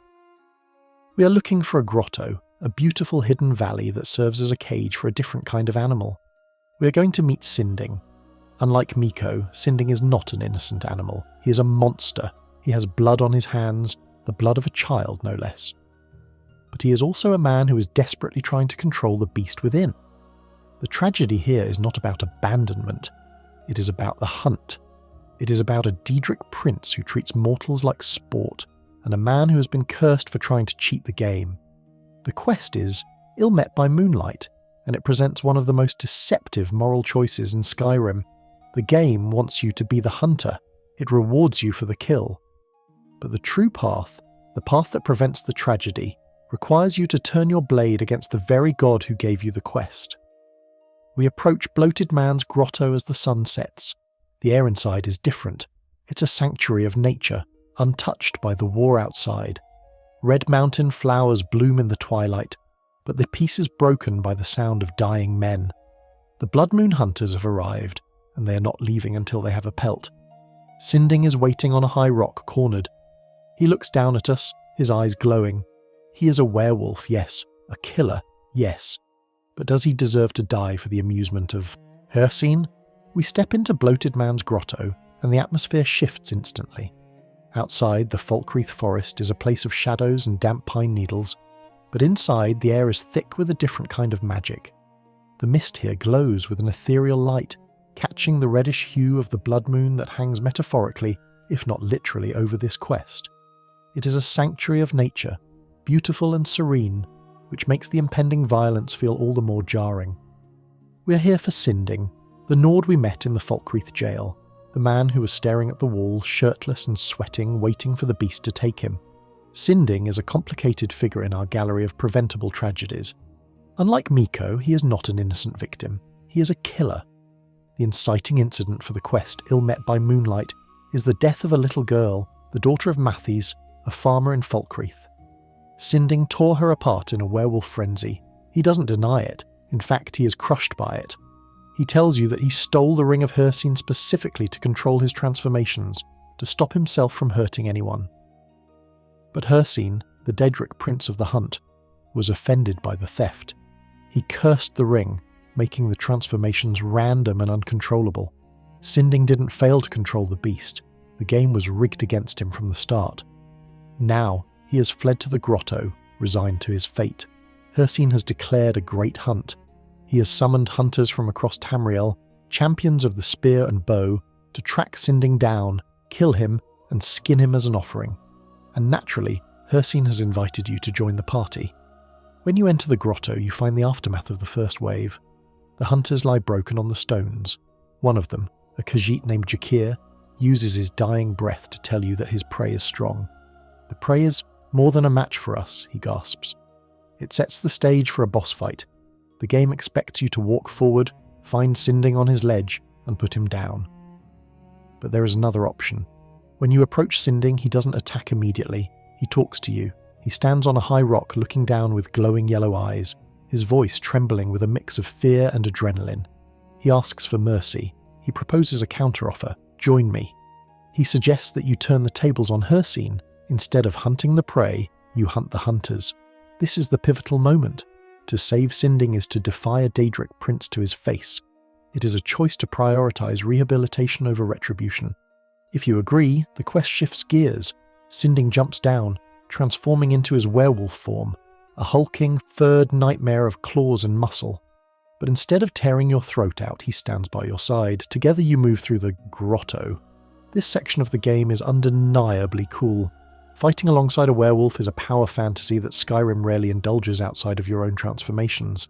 Sinding is a beast in combat. He leaps across the battlefield, ragdolling the hunters who spawn to stop you. You become a pack of two. You tear through the opposition, the orcs, the wood elves, the heavily armoured Nords who thought they were coming to claim a trophy. The tragedy we are preventing here is the execution of a man who is trying to exile himself for the public good. Sinding isn't asking to go back to town. He isn't asking for forgiveness. He promises that if he survives, he will stay in the Grotto. He will live as a beast, away from men, ensuring he never hurts another innocent soul. He's accepting a life of solitary confinement to pay for his crimes. The community debate around Sinding is fierce. Many players argue that he has to die. He killed a child, they say. He's a monster. They argue that justice demands blood, and they aren't entirely wrong. In a strict eye-for-an-eye moral system, Sinding is irredeemable. But others argue that Sinding is a victim of Hircine's pettiness. He sought the ring to prevent violence. His intent was noble, even if the result was horrific. Killing him feels like doing Hircine's dirty work, validating a cruel god who enjoys watching mortals suffer for his amusement. Saving him is a rejection of that cruelty. It's an acknowledgement that intent matters. Now, we have to talk about the gamer solution to this quest, because it is the most cynical tragedy of all. There is a well-known exploit in Skyrim regarding this quest. If you side with Sinding and kill the hunters, Hircine appears and rewards you with the Ring of Hircine, uncursed, which allows you unlimited werewolf transformations. It's a great item, Sinding lives, everyone is happy. However, the game doesn't remove Sinding's essential status, or the quest triggers immediately. You can, after receiving the ring, turn around, walk back into the Grotto and kill Sinding. You can then skin him. Hircine will appear again, praise you for changing your mind and give you the Saviour's Hide, a unique light armour. This allows the player to get both Daedric artifacts in a single run. It is the optimal path for collectors and completionists, but narratively, it is monstrous. It means you gained Sinding's trust, fought back-to-back with him, saved his life, accepted his gratitude, and then stabbed him in the back the moment his guard was down just to get a piece of leather armour. It is a betrayal far worse than anything Sinding ever did. To truly save Sinding, you must resist the urge to maximise your loot. You must walk away with just the ring. You must leave him in the Grotto, alive. If you spare him, the Grotto becomes his home. If you return days or weeks later, you can find him there, pacing the streams, living off the land. He won't have much to say, but he will be alive. But here is the obscure lore tidbit that makes saving him feel even more significant. Sinding doesn't always stay in the Grotto. Due to the way his NPC scheduling works, after the quest, there is a rare chance to encounter him wandering the roads of Skyrim in his human form. He doesn't speak. He doesn't attack. He's just a traveller walking the path. Seeing him out there, a free man, or free werewolf under the stars, is a haunting reminder of the life you gave back to him. He becomes a ghost of the road, a secret shared between you and the wild. By saving Sinding, you're also making a statement about the nature of the Dragonborn. You're saying that you are not just a hired blade for the Daedra, you're not an executioner, you are a judge, and in this case, you ruled for mercy. Hircine, interestingly, respects this. When he gives you the ring, he doesn't seem angry that his hunters failed. He is the prince of the hunt, and the hunt is about the sport. Sinding surviving against the odds, that's just good sport. In a way, you impressed the prince more by defying him than you would have by obeying him. We leave Sinding to his solitude. The mist of Bloated Man's Grotto fades behind us, and the red moon sets. We are still in Falkreath Hold, the land of deep woods and death. The trees here are ancient, their roots tangling in the earth like grasping fingers. We move from the supernatural danger of werewolves to a very natural, very human danger. We are heading toward Moss Mother Cavern, just north of the Grotto. There are no Daedric princes here, no curses, just a man sitting on a log bleeding to death. This is Valdr, and his tragedy is one of the most easily missed in the entire game because it looks so mundane. Most players, zooming past on their horses, might mistake Valdr for a bandit or a random encounter. He's just a guy in leather armor clutching his side. But if you stop, you find the sole survivor of a hunting party that went terribly wrong. Valdr is not a warrior of legend. He's a regular Nord hunter from Falkreath. He and his friends, Ari and Niels, tracked a bear into the cavern. It seemed like an easy job, but the cavern was a trap. It was infested with spriggans, nature spirits that can heal themselves and control animals. The hunters became the hunted. Ari and Niels were killed instantly. Valdr barely dragged himself out, slashed open by wooden claws. When you meet him, he is fading. "Please," he rasps, "do you have a potion? Anything?" This is a literal preventable tragedy. If you don't have a potion or a healing spell, and you leave him to go find one, there is a chance, depending on game mods or time passage, that he won't be there when you get back. Or, more commonly, the tragedy is simply ignoring him, walking past a dying man because you have dragons to slay. Saving Valdr starts with a simple mechanic, handing over a minor healing potion. He drinks it, the colour returning to his face. He thanks you profusely. But then the real saving begins. Valdr doesn't want to go home. He wants revenge. He wants to go back into that cave and clear it out. He wants to retrieve his friends' bodies.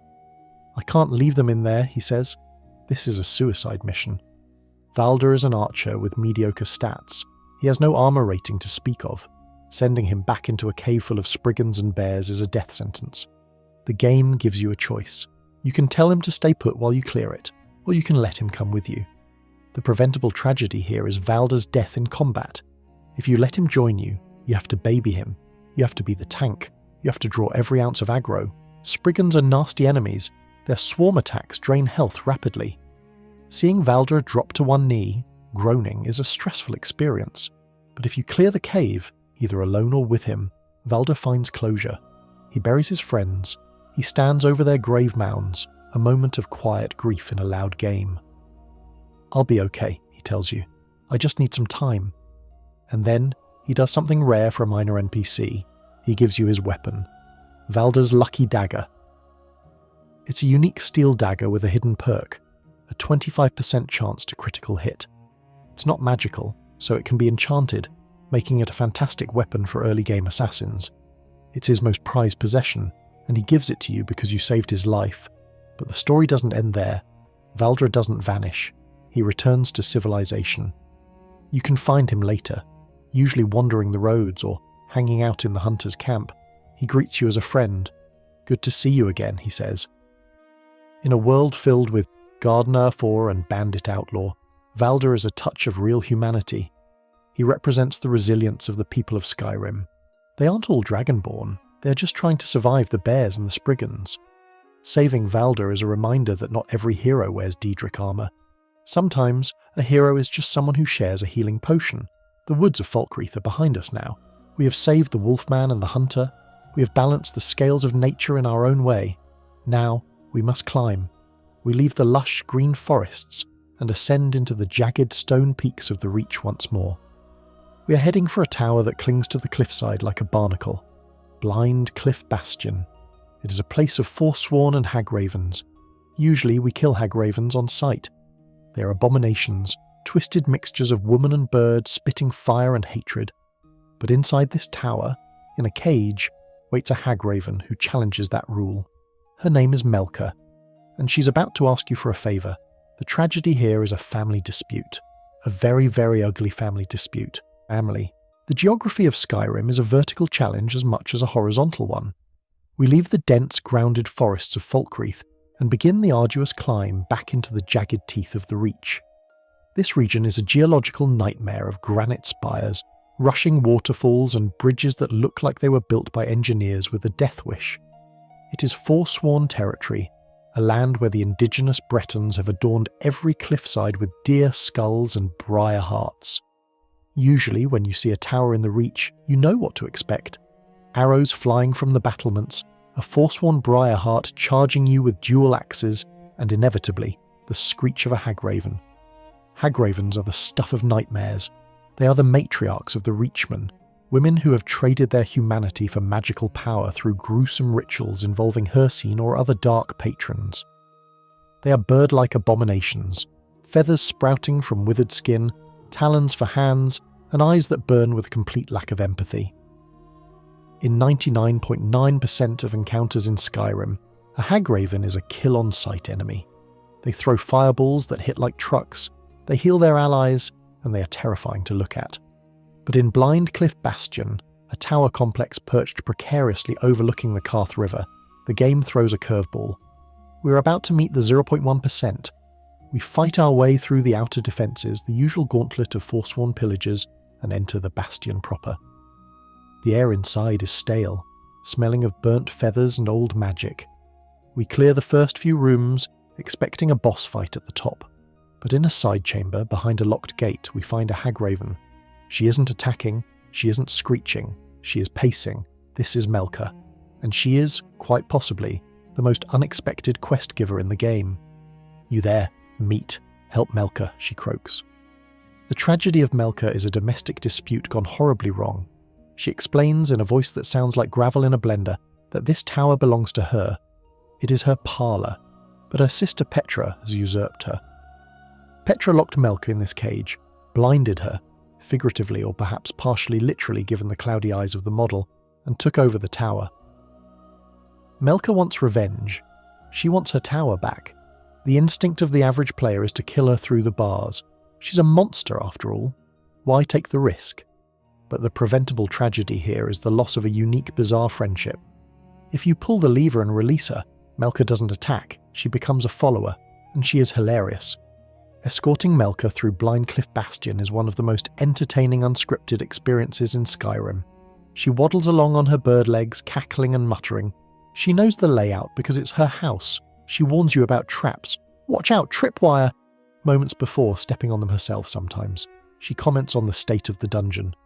Petra has made a mess of the parlour, she might grumble, as if complaining about a roommate who didn't do the dishes, rather than a sorceress who fills the room with human remains. Mechanically, Melka is a powerhouse. She casts high-level destruction magic. Fireballs fly everywhere. Having a Hagraven on your side is a chaotic spectacle.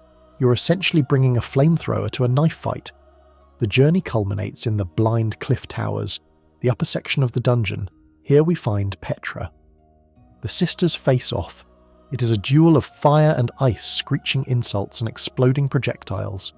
"Die, sister!" Melka screams. "This tower is mine," Petra retorts.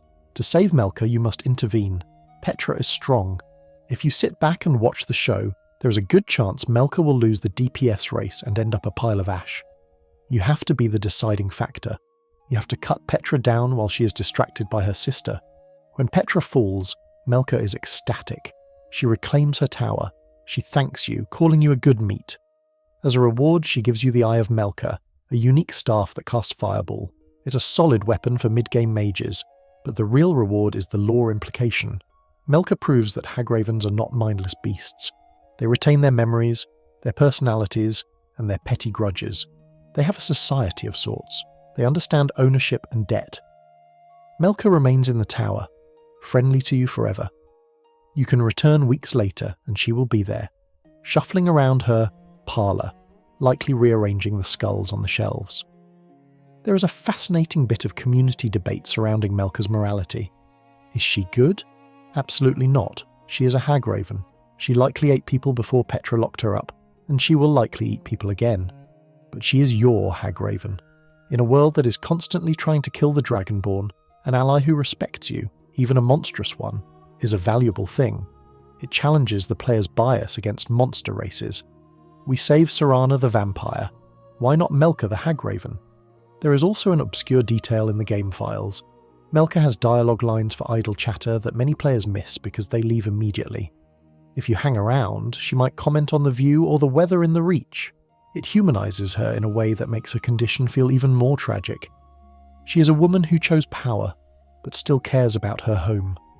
Leaving Melka to her victory, we descend from the towers. The Reach is behind us. We travel east, crossing the breadth of the province, past the throat of the world, and into the golden autumnal forests of the Rift. We are heading to a place that deals with family legacy in a much more sombre, Nord traditional way. We're going to Hillgrund's tomb. The Rift is beautiful. The aspen trees are perpetually yellow and orange. The The lakes are clear and the air feels crisp, but the tombs here are just as dangerous as anywhere else. Hillgrund's tomb is located near the border of Whiterun, and the Rift, a nondescript barrow that you might pass by without a second glance. But outside the entrance, a man is pacing. He is armoured in iron, looking agitated. This is Golldir. Golldir is the last of his line. He explains that his family tomb has been breached by a necromancer named Vals. Vals is using the bodies of Golldir's ancestors to build an army. It is the ultimate sacrilege in Nord culture, where ancestor worship is a pillar of society. The tragedy has already begun before you arrive. Golldir tells you that his aunt Agna went inside to stop the necromancer. Golldir was too afraid to go with her. He stayed outside. Now the tomb is silent, and he fears the worst. He asks for your help. He needs to go in, find his aunt and stop Vals, but he can't do it alone. When you enter the tomb, the first tragedy is confirmed almost immediately. In the first chamber, you find the body of Agna. She was killed by the Draugr. Golldir's reaction is heartbreaking. He kneels. He blames himself. "I should have been with her," he says. The guilt is palpable. He realises that his cowardice cost his aunt her life. Now he is on a suicide run. "I'm not leaving until Vals is dead," he declares. This is where the preventable tragedy shifts from Agna, who is scripted to die, to Golldir, who is very much capable of dying. Golldir joins you as a follower for the duration of the dungeon, and Golldir is enthusiastic. He has a personal vendetta. He charges into every room. The problem is, Hillgrund's tomb is packed with high-level Draugr scourges and deathlords. Golldir is a decent warrior, but he is not a tank. He can get swarmed and killed very easily. The climax of the dungeon is the confrontation with Vals. This is one of the more unique boss fights in a generic dungeon. Vals teleports. He blips around the main chamber, summoning wave after wave of Draugr while flinging frost magic. The danger to Golldir here is extreme. He runs back and forth trying to catch the necromancer, while the Draugr chip away at his health. If you're not aggressive, if you don't hunt Vals down quickly, Golldir will be overwhelmed. To save him, you have to be the protector. You have to draw the aggro of the Draugr. You have to chase the teleporting mage so Golldir doesn't have to. When Vals finally falls, the magic dissipates. The ancestors return to rest. Golldir stands amidst the bodies of his family, breathless but alive. He thanks you. He gives you a reward of gold, but the real reward is his survival. He decides to stay at the tomb. He says he needs to clean it up to perform the proper rites for Agna and the others. He dedicates his life to guarding the rest of his family. If you save him, Golldir becomes a permanent potential follower. You can come back and recruit him later. He's a solid companion, heavy armour and one-handed weapons, with a lot of unique dialogue about Nordic traditions. The lore. Significance here is the preservation of a bloodline. Hillgrund's tomb is named after his family. If Golldir dies, the line ends. The tomb becomes just another forgotten ruin. By saving him, you ensure that there is someone left to remember the names of the dead. It is a victory of memory over oblivion. There is a community debate about the loot in this dungeon. At the end, there is a chest. If Golldir is with you, he lets you loot it, even though it belongs to his family. "Take what you need," he says. "My ancestors won't mind, you saved them." Some roleplayers refuse to loot the chest out of respect. Others take everything because, well, it's Skyrim. But the fact that the game allows for that moral friction is a testament to the writing of this small side quest. Golldir's survival is a redemption arc. He starts as a coward who let his aunt die. He ends as the guardian of his house. You facilitate that growth, you turn a tragedy into a new beginning. Leaving Golldir to his vigil, we step out of the tomb and back into the golden light of the rift. The air is still, but the shadows are lengthening. We have dealt with hagravens and necromancers, ancient feuds and family curses. But now, we must turn our eyes toward a different kind of family. A family bound not by blood, but by the tenets. A family that kills together and is currently dying together. We are travelling north, to the frozen coast of Dawnstar to find a jester who is running for his life, Cicero. The name alone triggers a reaction in most players. Annoyance, amusement, hatred. He is the keeper of the Night Mother, the jester of the Dark Brotherhood. He is loud, he is shrill, and he is undeniably crazy. The Dark Brotherhood questline is a tragedy of decay. The guild has lost its way. Astrid, the leader, has abandoned the 5 tenets. She runs the Brotherhood like a mercenary company, ignoring the spiritual roots of the Order. Cicero represents those roots. He is the orthodox believer in a den of heretics. Tensions rise until Cicero snaps. He attacks Astrid, or attempts to, and flees to the original Dark Brotherhood sanctuary in Dawnstar. Astrid commands you to chase him. Kill him, she orders. This is the setup for one of the most significant choices in the game. You pursue Cicero through the ice caves, fighting the spectral guardians, the ghosts of ancient assassins. You find him at the end, lying on the floor, winded, defeated. He looks up at you. He doesn't fight. He sheathes his dagger. He laughs a weak, wheezing laugh. And so, the listener comes to claim the Keeper's life, he says. The game gives you the prompt. Strike him down. Take his gear. The Jester's outfit is actually quite good for stealth characters. Fulfill Astrid's order. But this is a preventable tragedy of the highest order, because Cicero is right, and Astrid is wrong. The ice of the Dawnstar Sanctuary is ancient, older than the squabbles of the current Brotherhood. It creaks and groans around us as we stand over the prone form of Cicero. The Jester is usually a whirlwind of motion, dancing and capering, but now he is still. He is waiting for the judgment of the listener. That's you. This moment is the crux of the Dark Brotherhood questline, and it is a test of your ability to read between the lines of the narrative. Astrid, the current leader of the Falkreath Sanctuary, has framed this as a simple execution. Cicero is a traitor. He attacked the family. He must die.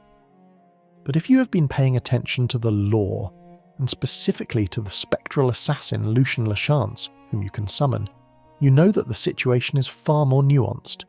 The Keeper is a sacred position, Lachance whispers in his ghostly voice. Sithis does not wish for this. The preventable tragedy here is not just the death of a clown, it is the death of the Brotherhood's soul. Cicero, for all his madness, is the only member left who actually respects the Night Mother and the old ways. Astrid has turned the guild into a glorified bandit clan. She fears Cicero because he represents a return to tradition, a tradition where she is not the queen. If you swing your weapon, Cicero dies with a final, pathetic laugh.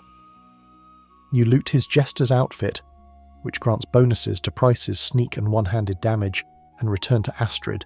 She pats you on the head, calls you a good soldier, and the storyline proceeds to its fiery conclusion. But if you sheath your weapon, if you just walk away, Cicero is stunned. He realizes that the listener has spared him. He promises to stay hidden, to let Astrid believe he is dead. You return to Falkreath and lie to your boss. I killed him, you say. And she believes you, because why wouldn't she? You're the ultimate killing machine.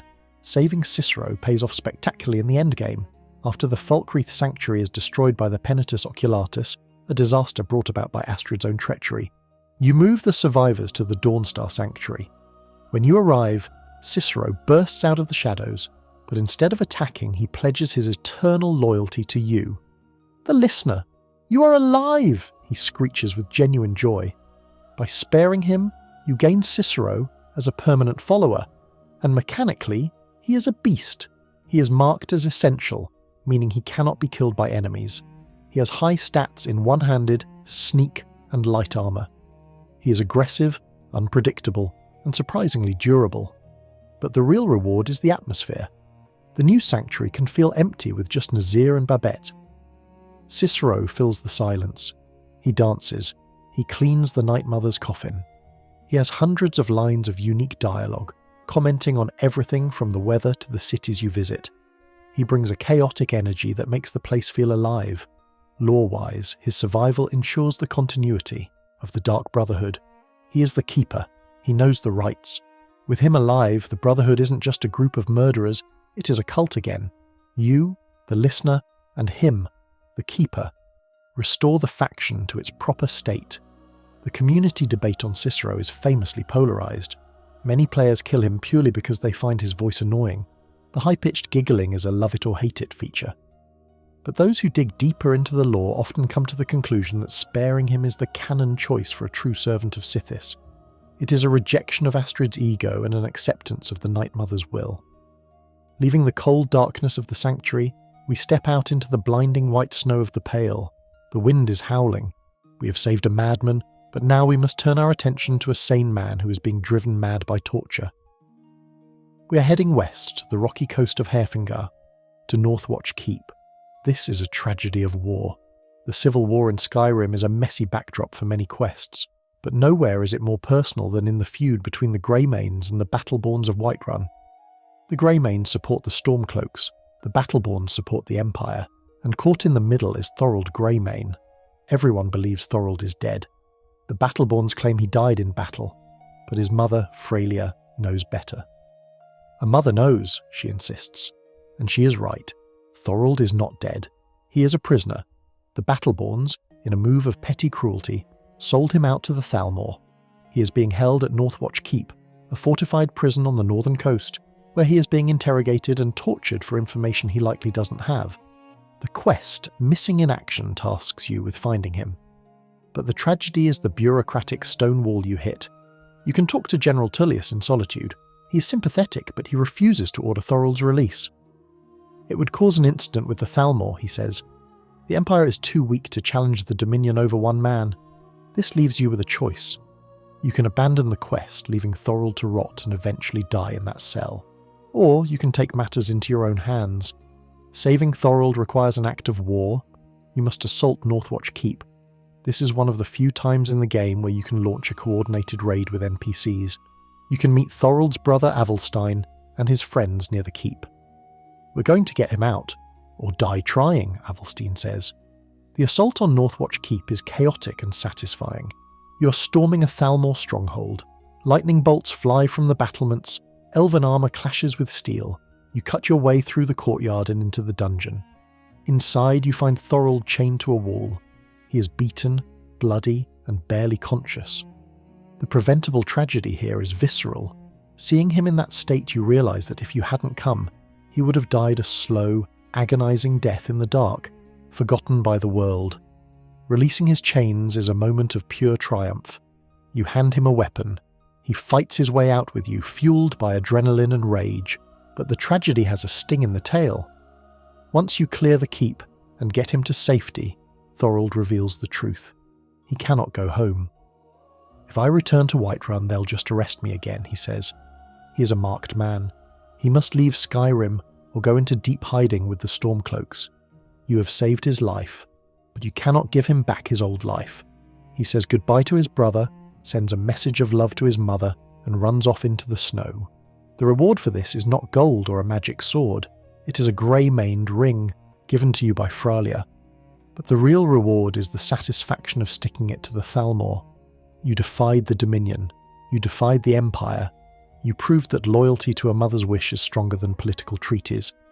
There is a known bug, or perhaps a feature, where if you visit Northwatch Keep later, the Thalmor may respawn, but the cells remain empty.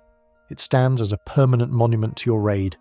From the coast, we look up, way up, to the highest point in Tamriel, the throat of the world. The air here is so thin it barely sustains life. The wind whips around the peak, carrying snow and the echo of ancient words. We are here to face the ultimate dilemma, the choice between duty and morality. We are here to save Paarthurnax. Paarthurnax is the leader of the Greybeards, the master of the Way of the Voice. He is also a dragon. And not just any dragon. He was Alduin's lieutenant during the Dragon War. He committed atrocities. He burned villages. He helped enslave humanity. But that was thousands of years ago. For millennia, he has lived in isolation on this mountain, meditating to overcome his innate drive for domination. He has become a teacher, a philosopher, and a key ally in your fight against Alduin. Without him, you would never have learned the Dragonwren shout. Yet, as the main quest nears its end, the Blades, Delphine and Esbern, uncover his past. They see only the monster. Justice demands his death, Delphine says.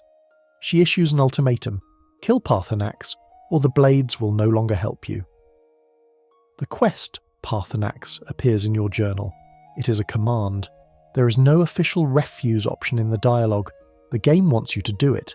This is the most debated, most emotional, and most significant preventable tragedy in Skyrim. If you kill him, it is a sad, quiet fight. Paarthurnax accepts his fate. I have overcome my nature only through meditation, he says. Is it better to be born good, or to overcome your evil nature through great effort? He doesn't fight back with the ferocity of other dragons. He dies, and his soul is absorbed. The Greybeards are furious. They banish you from High Hrothgar. You lose your meditation bonuses. You gain the Blade's support, which amounts to dragon hunting quests. Most players find this trade-off insulting. To save Paarthurnax, you simply do nothing. You leave the quest active in your journal forever. You ignore Delphine. You choose the dragon over the dragon slayers. By sparing him, you preserve a unique entity in the world. After Alduin is defeated, Paarthurnax has a final scene. He speaks to the other dragons. He tells them he will teach them the way of the voice. He plans to pacify his kind, to teach them to control their urges. This is a massive lore implication. If Paarthurnax lives, the future of dragonkind is one of potential coexistence. If he dies, the dragons remain chaotic monsters to be hunted down. Saving him is an investment in a peaceful future. The community reaction to this quest was so negative that it spawned one of the most popular mods of all time, the Paarthurnax Dilemma, which adds dialogue options to tell Delphine to shut up and accept your decision. But even in the vanilla game, the choice to abstain is powerful. It is the Dragonborn asserting their own moral compass against the black and white view of the Blades. Leaving the old dragon to his meditation, we descend the 7,000 steps. We have saved the wise, the mad, and the innocent. But there is one final act of preservation to perform, and it requires the greatest sacrifice of all. We return to the Dark Brotherhood. But this time, we are not saving a member. We are not saving a jester. We are saving the victims. We are going to wipe them out. This is the nuclear option of Preventable Tragedies. It is a path that most players don't even know exists on their first playthrough. It starts in the abandoned shack in the swamps of Hjalmarch. You wake up after being kidnapped by Astrid. She sits on a shelf, smug and confident. She tells you that you cannot leave until you kill one of the 3 captives, bound prisoners with hoods over their heads. Someone in this room has to die, she says. Most players interrogate the prisoners, pick one and kill them. This initiates you into the Brotherhood, but the prompt is literal. Someone has to die. It doesn't have to be a captive. You can turn around and kill Astrid. She is surprised. Well done, she gasps as she dies. This triggers the quest, Destroy the Dark Brotherhood. You report to a guard who sends you to Commander Maro of the Penitus Oculatus. He gives you the password to the Falkreath Sanctuary. You go there, you enter, and you kill them all. Nazir, Babette, who escapes, actually, because she's a child model but she's gone from the game, Festus, Visara. You wipe out the guild. Why is this a preventable tragedy for the victims? Because by destroying the Brotherhood in Act 1, you prevent every single assassination contract from the main Brotherhood questline from ever happening. Let's look at the ledger of lives saved. Narfi, the harmless beggar in Ivarstead who is looking for his sister. He lives. Beatild, the grumpy mine owner in Dawnstar. She lives. Enodius Papius, the paranoid ex-miller who lives in a tent. He lives. Hearn, the vampire mill owner. He lives. Lurbuk, the terrible orc bard in Morthal. He lives, to the annoyance of everyone with ears. Vittoria Vici, the Emperor's cousin, killed at her own wedding. She lives. The wedding proceeds. Gaius Maro, the son of the commander. He lives. The Emperor, Titus Mede II. He lives. The assassination plot never gets off the ground. The Empire retains its leader. This is a massive shift in the world state. You are trading content, arguably the best questline in the game, for the lives of these NPCs. You sacrifice the unique rewards, Shadowmere, the Windshire Scimitar, the Ancient Shrouded Armour, to be the ultimate protector. It is a choice that few make, but for a paladin, or a strictly moral character, it is the only consistent choice. The Dark Brotherhood are murderers for hire. They worship death. Wiping them out is the ultimate act of heroism, even if it feels like the boring path gameplay-wise. It forces the player to ask, do I care more about cool loot and fun murder missions, or do I care about the simulated lives of the people in this world? The Golden Forests of the Rift are, at a glance, the most welcoming region in Skyrim. The aspen trees shimmer in perpetual autumn, shedding leaves that carpet the roads in yellow and orange. The sunlight here seems warmer. filtering through the canopy in lazy shafts of gold. It is a land that invites you to slow down, to harvest creep cluster and scaly foliota, and to forget that the province is at war. But beneath this idyllic surface, the rift hides its own specific brand of decay. It is a place where the past refuses to stay buried. Tonight, we turn our gaze to a tragedy that is strictly familial, hidden away in a tomb that you might pass a dozen times without noticing. We are travelling to Hillgrund's tomb, nestled near the base of the Throat of the World, just off the road that leads to Ivarstead. The protagonist of this particular sadness is a Nord named Golldir. When we first meet him, he is not a hero. He is not a Jarl or a Chosen One or even a particularly brave warrior. He is a man pacing nervously outside his family crypt, consumed by fear and shame. The preventable tragedy of Hillgrund's tomb is a story about legacy, guilt, and the desperate need to clean up a mess that has been festering for generations. Golldir stands outside the heavy iron door, armour clinking as he shifts his weight. He is agitated. If you approach him, the story spills out immediately. His family tomb, the resting place of his ancestors, has been breached. A necromancer named Valsveran has taken up residence inside and is defiling the dead, raising Golldir's own kin as mindless thralls to build an army. This is the ultimate blasphemy in Nord culture. To a Nord, the ancestors are not just dead, they are watchers, guardians of the lineage. To have them raised as zombies is a fate worse than death. It is a spiritual violation, but the tragedy has already claimed its first victim before you even arrive. Golldir explains that he didn't come alone. His aunt Agna was with him. She was the brave one. She charged inside to stop Valsveran, determined to protect the family honour. Golldir, paralysed by fear, stayed outside. He heard the heavy door slam shut. He heard the sounds of fighting. And then, silence. Now, he is trapped in a limbo of cowardice. He cannot leave, for that would be abandoning his family completely. But he cannot enter, for he knows he isn't strong enough to face the necromancer alone. He is waiting for a miracle, or perhaps just waiting to die. When you offer to help, Golldir's relief is palpable. He doesn't ask for gold, he doesn't ask for glory, he just asks for a shield brother. "I'm going in," he says, his voice finding a new steel now that he isn't alone. "And I'm not stopping until Valsveran is dead." The moment you cross the threshold into Hillgrund's tomb, the atmosphere shifts from the warm gold of the rift to the cold, blue damp of the crypt. And almost immediately you find Agna. She lies dead in the antechamber, cut down by the very ancestors she tried to protect. This is the moment that defines the rest of the quest. Golldir kneels beside her. His grief is raw. "I should have been here," he whispers. "I let her die." The guilt transforms him. The fearful man outside the door vanishes, replaced by a man on a suicide mission. He draws his weapon, a simple iron axe or sword depending on his level, and charges into the dark. This brings us to the core gameplay challenge of saving Golldir. It is not enough to simply kill the bad guy. You have to keep Golldir alive while he recklessly throws himself into danger to atone for his sins. Golldir is what we in the gaming world call a squishy follower. He wears heavy armour, which suggests durability, but his health pool is deceptively average. And unlike professional housecarls like Lydia, who are programmed to tank, Golldir fights with the desperate flailing of a civilian. He rushes into rooms, he triggers tripwires, he engages Draugr Deathlords in melee combat while standing in fire traps.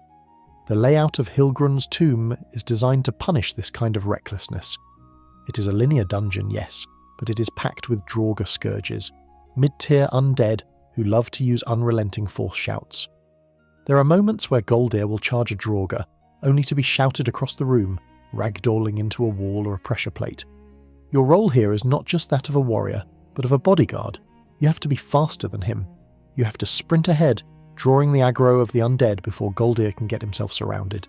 You have to intercept the arrows aimed at his unhelmeted head. It becomes a frantic escort mission where the VIP thinks he's a tank. As you delve deeper, the lore of the tomb unfolds. You find notes and journals indicating that Valsveran has been here for a while. He isn't just a random squatter. He specifically chose this tomb because of the potency of the Hillgrund bloodline. It adds a layer of violation to the narrative. He is harvesting this specific family because they are strong stock. The climax of the dungeon takes place in the main burial chamber.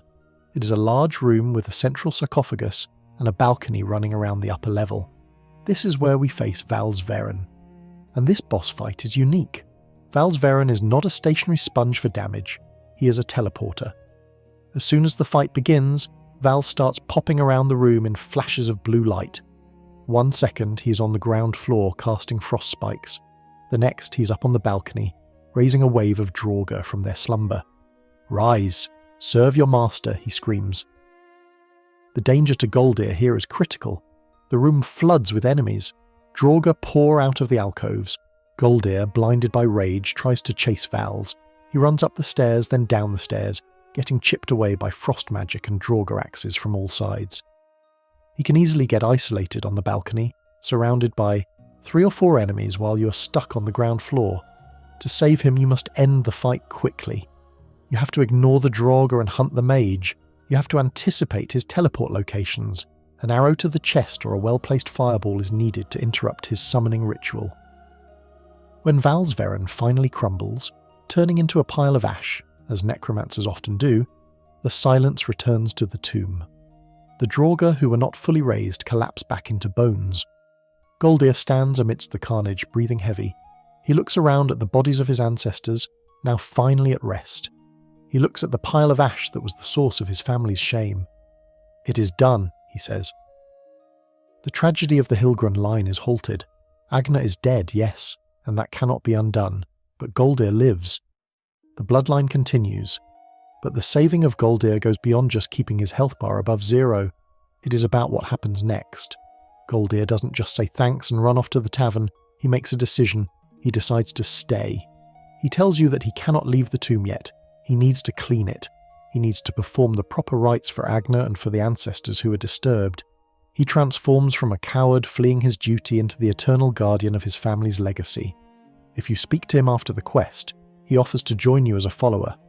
"I owe you my life," he says, "and my honour." Golldir is an underrated companion. He doesn't have the best stats in the game, but he has heart. He is one of the few followers who seems genuinely grateful to be alive. Taking him out of that tomb, showing him the world, letting him fight dragons and bandits, it feels like giving him the second chance that Agna never got. He fights with a renewed purpose, not out of fear, but out of gratitude. There is a final quiet moment in the tomb before you leave. There is a chest at the end, the boss chest of the dungeon. Technically, this chest belongs to the Hillgrund family. It contains their heirlooms, their gold, their weapons. In any other dungeon, you would loot it without a second thought. But with Golldir standing right there, watching you, it feels wrong. However, if you open it, Golldir doesn't get angry. He says, "Take what you need. My ancestors won't mind. You saved them." It is a profound statement of trust. He values the restoration of the tomb's sanctity more than the material wealth inside it. He understands that the true treasure is peace, not gold. Leaving Hillgrund's tomb, stepping back out into the warm falling leaves of the rift, feels like waking from a cold nightmare. You leave Golldir to his work, sweeping the stone floors, lighting the braziers, whispering prayers to the dead. He is a lonely figure, perhaps, but he is no longer a tragic one. He is a man who faced his worst fear and survived. And as we walk away, the door of the tomb shuts with a heavy thud, sealing the dead away from the world of the living, exactly as it should be. Leaving the quiet, dusted halls of Hillgrund's tomb and the grateful silence of Golldir, we must now undertake a long, cold journey. We trade the golden warmth of the rift for the biting, relentless winds of the northern coast. We are returning to the Pale, to the outskirts of Dawnstar, but not for a priest or a Daedric prince this time. We are heading for a door, a black door, buried in the ice and rock near the water's edge. "What is the music of life?" the door whispers. "Silence, my brother," we answer. We enter the Dawnstar Sanctuary, and we are here to discuss a man who's never known the meaning of silence. We are here to talk about Cicero. This is, without a doubt, the most polarizing preventable tragedy in the history of the Elder Scrolls Fifths. Cicero is the keeper of the Night Mother, the custodian of the Dark Brotherhood's most unholy relic. He is also a jester. He wears bells on his hat. He prances. He speaks in a high-pitched, screeching falsetto that oscillates between nursery rhymes and graphic threats of disembowelment. For many players, Cicero is the auditory equivalent of a cheese grater to the eardrum. But the tragedy of Cicero is not that he is annoying. The tragedy is that he is the only sane man in an asylum of traitors. To understand why saving him is crucial, we have to look at the context of the Dark Brotherhood questline. Under the leadership of Astrid, the Brotherhood has lost its way. They have abandoned the 5 tenets. They no longer listen to the Night Mother. They are essentially just a group of goth mercenaries living in a cave, killing for profit rather than for Sithis. Astrid is the corporate CEO of murder, focused on the bottom line and her own authority. Cicero represents the old ways. He is the fundamentalist. He brought the Night Mother's coffin all the way from Cyrodiil because he believes in the spiritual core of the faction. When he arrives in the Falkreath Sanctuary, the friction is immediate. Astrid hates him because he threatens her power. The other members are unnerved by him. The tension snaps when Cicero, realizing the depth of the rot within the guild, attacks Astrid, wounding her husband Arnbjorn in the process, and flees to the abandoned Dawnstar Sanctuary. Astrid, furious and frightened, commands you, the listener, to hunt him down. He is a traitor, she says. Kill him. This sets the stage for the mission, the cure for madness. You chase Cicero across the snowy tundra. You enter the icy tunnels of the old sanctuary. You fight through the spectral guardians, the ghosts of ancient assassins who, interestingly, seem to be trying to stop you, not Cicero. This is where the core in-game fact comes into play. If you summon the spectral assassin, the ghost of Lucien Lachance, a fan favourite from Oblivion during this quest, his dialogue is incredibly revealing. The Keeper is a sacred position, Lucien whispers. Sithis does not wish for this. The game itself, through the voice of its most legendary assassin, is telling you that Astrid is wrong. The ghosts are trying to protect the Keeper, not the traitor. When you finally corner Cicero, he is not the manic dancing figure you saw earlier. He's curled up on the floor of the torture room, exhausted, clutching his dagger. He is wounded, he is pathetic. And so, the listener comes to claim the Keeper's life, he wheezes. Strike, strike true. He accepts his death. He believes he failed. The preventable tragedy here is the execution of loyalty. If you kill Cicero, you're following the orders of a usurper. You're killing the one person who actually cares about the Night Mother. You're severing the last link to the Brotherhood's history, but the prompt is open. You can sheath your weapon. If you do, Cicero is stunned. He realizes that the listener, the chosen of the Night Mother, has spared him. It validates everything he has fought for.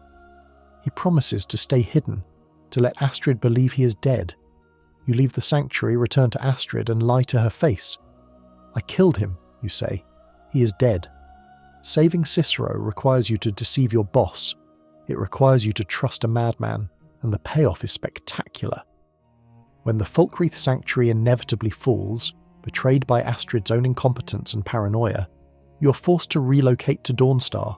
You arrive at the icy door, the few survivors in tow, and there, stepping out of the shadows, is Cicero. The listener, you are alive, he screams. He's not angry. He's not vengeful against the others. He's just happy that the Night Mother is safe, and that you are alive. He rejoins the Brotherhood, not as a leader, but as a follower. Mechanically, saving Cicero gives you one of the best companions in the game. He is marked as essential, meaning he cannot be killed. He has unique combat animations. While other followers stand still, Cicero dances in combat. He does a little jig while stabbing bandits. He's aggressive, with high skills in one-handed and sneak. But the real reward is the obscure lore tidbit hidden in his journals. If you read the journals scattered around his room in the sanctuary, you learn the origin of his madness. Cicero wasn't always a jester. He was a normal assassin. His final contract before taking over as keeper was to kill a jester. The jester laughed even as he died. The laughter broke Cicero. He became the thing he killed, adopting the jester's persona as a coping mechanism for the absolute silence of the void. There is an even deeper layer to this lore, a fan theory that borders on canon. In his journal, Cicero mentions being a fan of the Grand Champion in the arena in Cyrodiil, and posing as an adoring fan to get close to him. This implies that Cicero might be, or is at least referencing, the adoring fan from the Elder Scrolls North, Oblivion, the annoying elf who followed the player around. The idea that the most annoying NPC in Oblivion grew up to be the most chaotic assassin in Skyrim is a piece of meta-storytelling that delights long-time fans. The community debate surrounding Cicero is fierce.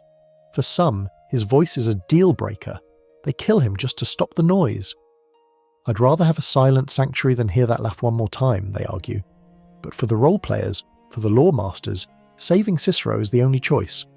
Astrid represents the death of the Brotherhood. Cicero represents its rebirth. By sparing him, you're siding with the metaphysical over the political. You're acknowledging that in a guild of murderers, the crazy guy who talks to a corpse is actually the most rational one there. When you save him, the Dawnstar Sanctuary feels different. It feels alive. Cicero wanders the halls cleaning the mother, making comments about the cold, or the layout, or your gear. "Let's kill someone," he might chirp happily as you walk out the door. It's a reminder that Skyrim is a game that rewards you for looking past the surface. On the surface, Cicero is a villain. He attacked the leader. He is annoying. But dig a little deeper, read the journals, listen to the ghosts, and you realise he is the most loyal friend you will ever have. We leave Cicero to his dancing. The Night Mother is safe in his care. The Brotherhood is restored to its proper creepy glory. But the snow of the north holds more prisoners than just jesters. We must move west now, along the frozen coastline of Hafengar, where the sea crashes against black rocks, and the Thalmor have built a fortress of stone and cruelty. We are going to Northwatch Keep. The Civil War is a backdrop for much of the game, a political struggle between the Empire and the Stormcloaks. But for one family in Whiterun, the war is not political. It is deeply personal. It is a wound that will not heal. We are talking about the Greymanes, specifically Thorald Greymane. Most players know the feud. The Battleborns and the Greymanes hate each other. It's the Montagues and Capulets with more axes. The Battleborns claim that Thorald Greymane, a son of the opposing clan, died in battle.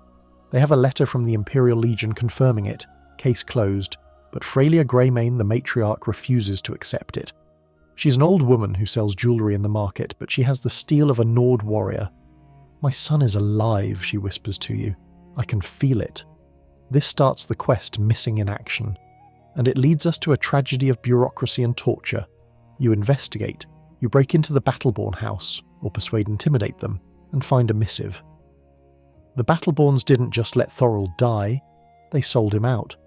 They knew he was captured by the Thalmor and said nothing, letting his mother grieve for a son who was still breathing. Thorald is being held in Northwatch Keep, a Thalmor prison. The tragedy here is that the good guys, the Empire, are powerless to stop it. If you take the evidence to General, Tullius in solitude, he sighs. He knows the Thalmor are monsters. He knows holding a prisoner without trial is wrong, but he can't do anything. It would cause an international incident, he says.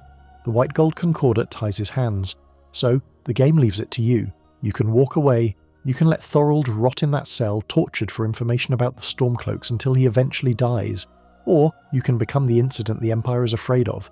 Saving Thorald is not a stealth mission. Well, it can be, if you are very, very good. But narratively it feels like a raid.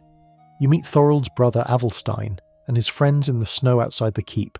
They are armed. They are angry. "We're getting him out," Avelstein says. The assault on Northwatch Keep is one of the most cathartic moments in the game. You're not fighting bandits or dragons.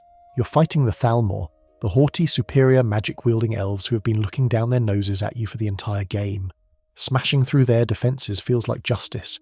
Inside the keep, the atmosphere is grim. There are racks, cages, and blood. In the deepest cell, you find Thorald. He is chained to the wall. He's stripped of his armour, bruised and barely conscious.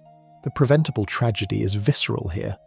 You're looking at a man who was moments away from being broken completely. When you release the chains, Thorald doesn't collapse. He grabs a sword. He fights his way out with you. The reunion with Avelstein outside in the snow is brief but powerful. Brothers in arms, reunited against the odds. But the tragedy has a bittersweet ending. Thorald is free, but he's not safe. "I can't go back to Whiterun," he says.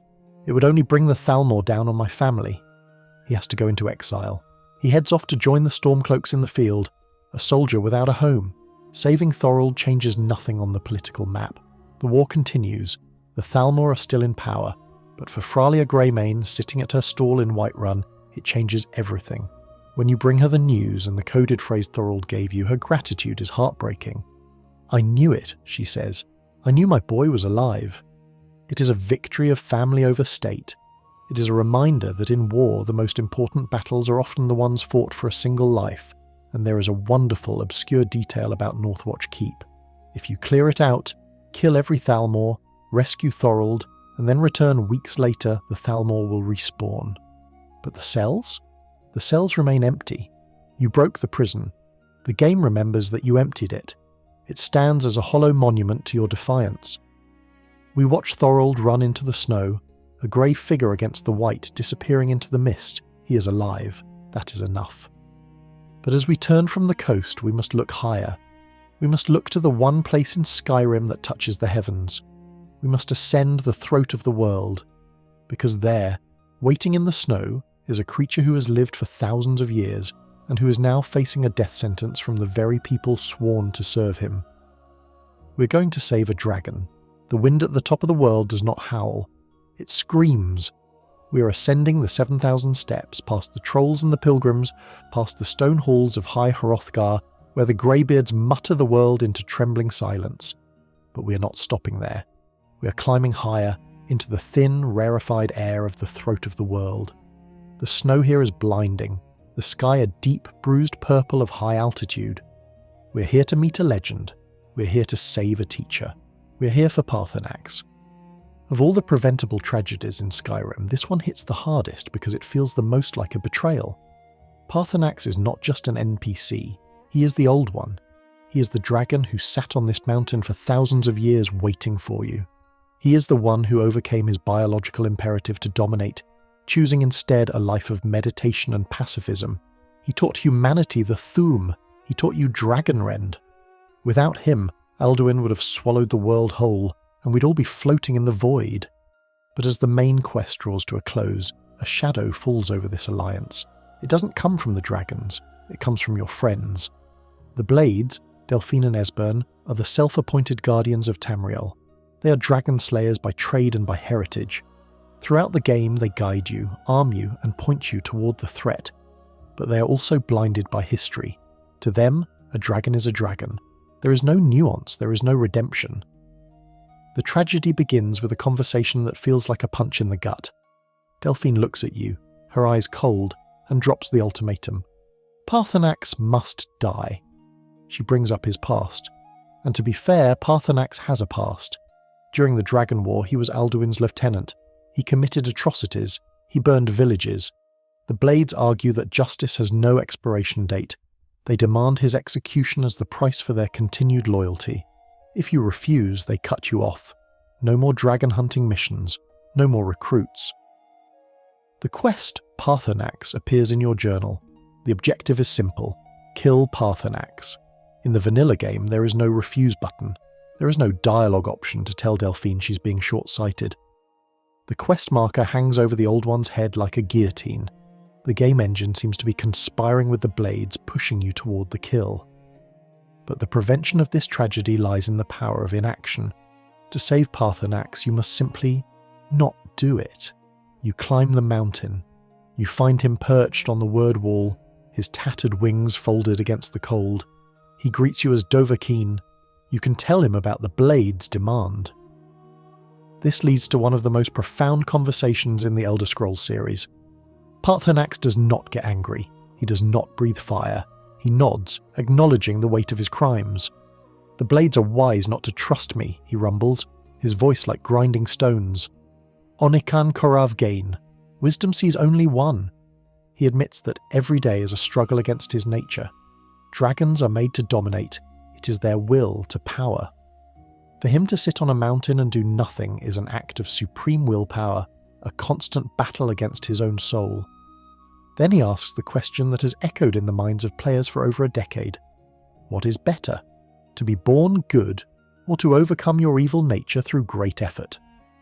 This is the core in-game fact that defines the dilemma. Paarthurnax is the only character in the game who offers a true philosophical defense of redemption. By killing him, you are punishing him for what he was, not what he is. If you choose to swing your sword, the fight is tragic. Paarthurnax is not a difficult boss. He is old, he is resigned. When he dies, his soul is absorbed, and the Greybeards are furious. Arngir, their spokesman, banishes you from High Hrothgar. You have killed the only thing that made us better, he might as well say. You lose the ability to locate word walls. You lose the meditation bonuses, the buffs to your shouts that only Paarthurnax can grant. But if you spare him, if you leave the quest unfinished in your journal, letting it sit there as a testament to your stubbornness, the world changes. After Alduin is defeated in Sovngarde, you return to the throat of the world, and Paarthurnax is there. He is surrounded by other dragons, Odafing and a dozen nameless ones. They are circling the peak, roaring in a language you now understand. Paarthurnax lands and speaks to you one last time. He tells you that with Alduin gone, he will attempt to teach the other dragons the way of the voice. He wants to teach them to control their fire, to overcome their nature. This is the obscure lore tidbit that makes sparing him so critical for the future of Tamriel. Paarthurnax isn't just a survivor, he's a missionary. If he lives, there is a chance for a new era where dragons and men can coexist, or at least where dragons aren't mindless monsters. If he dies, the dragons are leaderless, scattered, and doomed to be hunted to extinction again. The community debate surrounding the Paarthurnax dilemma is unparalleled. It is the single most discussed moral choice in the game. It spawned a mod literally called the Paarthurnax Dilemma, which has millions of downloads, allowing players to forcefully tell Delphine to back off. The fact that modders had to fix the quest speaks to how deeply players connected with the dragon. We are willing to alienate the Blades, the organisation designed to help us, just to save the lizard who taught us to yell. Saving Paarthurnax is the ultimate assertion of the Dragonborn's independence. You are not a weapon of the Blades. You are a hero who can judge the content of a soul.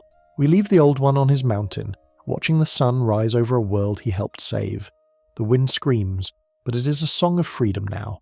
But as we descend from the heavens, we must turn our eyes to the mud, to the blood, to the contracts that are signed in the dark. We have saved the innocent, the guilty, the dogs and the dragons, but there is one final group of people we can save. A group of people who don't even know they are in danger. A group of people whose names are written on a list in a sanctuary deep in the pine forests. To save them, we have to destroy the people holding the pen. We are going to destroy the Dark Brotherhood. This is the nuclear option of Preventable Tragedies. It is the choice that most players miss or ignore, because the alternative is just too much fun. The Dark Brotherhood questline is legendary. It offers the best rewards, the coolest armour, and the most memorable scenarios. Dropping a gargoyle head on a bride, poisoning a soup with a jarrin root. But every quest in that line ends with a body, a named NPC, a person with a schedule, a home, and a life. If you play the hero, the true, unblemished paladin, you cannot join the Brotherhood, you must burn it out. The opportunity arises at the very beginning. You're kidnapped by Astrid. You wake up in the abandoned shack. She tells you to kill one of the captives. One of these three must die, she says, but you have a weapon. And she's sitting right there on top of a bookshelf, smug and unarmoured. The preventable tragedy here is the entire death toll of the faction questline. By killing Astrid in that shack, you trigger the quest. Destroy the Dark Brotherhood. It is a short, brutal quest. You report to the Penitus Oculatus. You raid the Falkreath Sanctuary. You kill Nazir, Visara, Festus, and the rest. You wipe them out. And then, silence. The contracts are never issued. The assassinations never happen. Let's look at the ledger. Let's look at the people who get to live because you chose violence against the violent. First, there is Narfi. We met him earlier in our journey, mentally ill, living in the ruins of his parents' house in Iverstead. The Brotherhood contract calls for his death simply because someone wants him gone. If you destroy the DB, Narfi lives. He continues to mourn his sister, yes, but he is alive. He is part of the town. Then there is Betild. She runs the Ironbreaker mine in Dawnstar. She is feuding with her rival, Lyalf. The contract is a business move to eliminate competition. If you destroy the DB, Betild lives. She keeps yelling at her workers. She keeps the economy of Dawnstar moving. Enodius Papius, a paranoid man living in a tent near Anger's Mill. He thinks someone is out to get him, and he's right.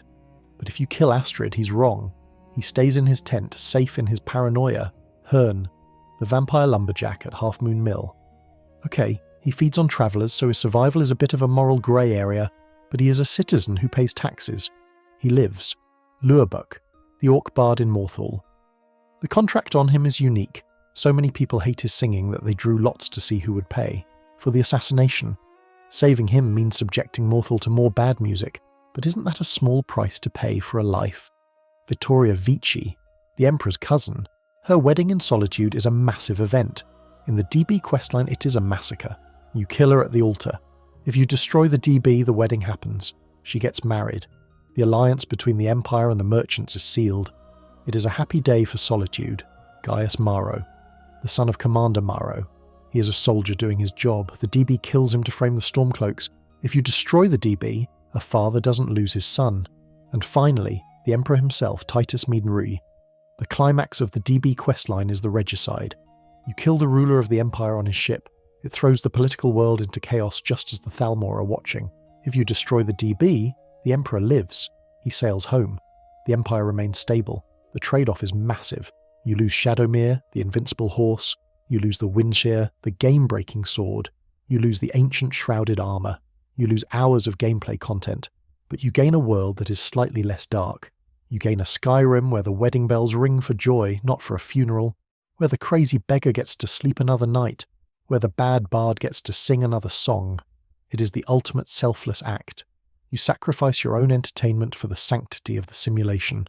And with that, the list is complete. We have travelled from the stone beds of Markarth to the ice of the north. We have intervened in the scripts. We have broken the sequences. We have saved them all. The wind at the top of the world does not howl. It screams. It tears at the stone of the 7,000 steps, stripping away the warmth, the noise, and the trivial concerns of the world below. We have climbed past the trolls and the pilgrims. We have left the stone halls of High Hrothgar behind, where the greybeards mutter the world into trembling silence. But our journey is not done. We must climb higher, into the thin, rarefied air of the throat of the world, where the snow is blinding and the sky is a deep, bruised purple of high altitude. We are here to meet a legend. We are here to save a teacher. We are here to intervene in the fate of Paarthurnax. Of all the preventable tragedies in Skyrim, this one hits the hardest because it feels the most like a betrayal. Paarthurnax is not just an NPC, he is the Old One. He is the dragon who sat on this mountain for thousands of years, waiting for you. He is the one who overcame his biological imperative to dominate, choosing instead a life of meditation and pacifism. He taught humanity the Thuum. He taught you Dragonrend. Without him, Alduin would have swallowed the world whole, and we'd all be floating in the void. But as the main quest draws to a close, a shadow falls over this alliance. It doesn't come from the dragons, it comes from your friends. The Blades, Delphine and Esbern, are the self-appointed guardians of Tamriel. They are dragon slayers by trade and by heritage. Throughout the game, they guide you, arm you, and point you toward the threat. They are essential to the plot, but they are also blinded by history. To them, a dragon is a dragon. There is no nuance, there is no redemption. A dragon is a monster to be slain, regardless of whether it is burning a village or teaching a mortal how to save the universe. The tragedy begins with a conversation that feels like a punch in the gut. Delphine looks at you, her eyes cold, and drops the ultimatum. Paarthurnax must die. She brings up his past, and to be fair, Paarthurnax has a past. During the Dragon War, the ancient conflict that nearly ended humanity, he was Alduin's lieutenant. He committed atrocities, he burned villages, he helped enslave humanity. The Blades argue that justice has no expiration date. They demand his execution as the price for their continued loyalty. If you refuse, they cut you off. No more dragon hunting missions, no more recruits. The quest Paarthurnax appears in your journal. The objective is simple: kill Paarthurnax. In the vanilla game, there is no refuse button. There is no dialogue option to tell Delphine she's being short-sighted. The quest marker hangs over the Old One's head like a guillotine. The game engine seems to be conspiring with the Blades, pushing you toward the kill. The map marker pulses at the peak of the mountain, a constant reminder of the grim task the game expects you to perform. But the prevention of this tragedy lies in the power of inaction. To save Paarthurnax, you must simply not do it. You climb the mountain. You find him perched on the word wall, his tattered wings folded against the cold. He greets you as Dovahkiin. You can tell him about the Blade's demand. This leads to one of the most profound conversations in the Elder Scrolls series. Paarthurnax does not get angry. He does not breathe fire. He nods, acknowledging the weight of his crimes. "The blades are wise not to trust me," he rumbles, his voice like grinding stones. Onikan Karav Gain, wisdom sees only one. He admits that every day is a struggle against his nature. Dragons are made to dominate. It is their will to power. For him to sit on a mountain and do nothing is an act of supreme willpower, a constant battle against his own soul. He explains that he must meditate constantly on the Rotmulag, the words of power, to keep his inner beast in check. Then he asks the question that has echoed in the minds of players for over a decade: what is better, to be born good or to overcome your evil nature through great effort? This is the core in-game fact that defines the dilemma. Paarthurnax is the only character in the game who offers a true philosophical defense of redemption.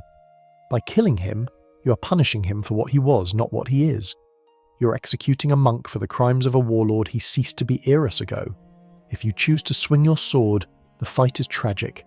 Paarthurnax is not a difficult boss. He is old, he is resigned, he fights but without the ferocity of the wild dragons. When he dies, his soul is absorbed, and the Greybeards are furious. Ungir, their spokesman, banishes you from High Hrothgar. You have killed the only thing that made us better, he might as well say. You lose the ability to locate word walls.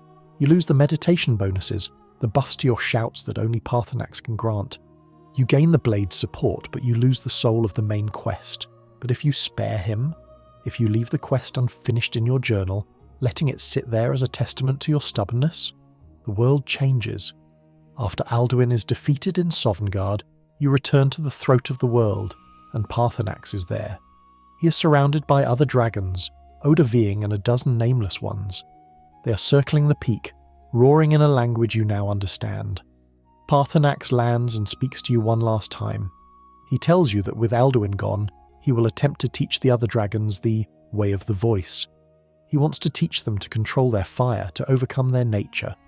This is the obscure lore tidbit that makes sparing him so critical for the future of Tamriel. Paarthurnax isn't just a survivor, he is a missionary.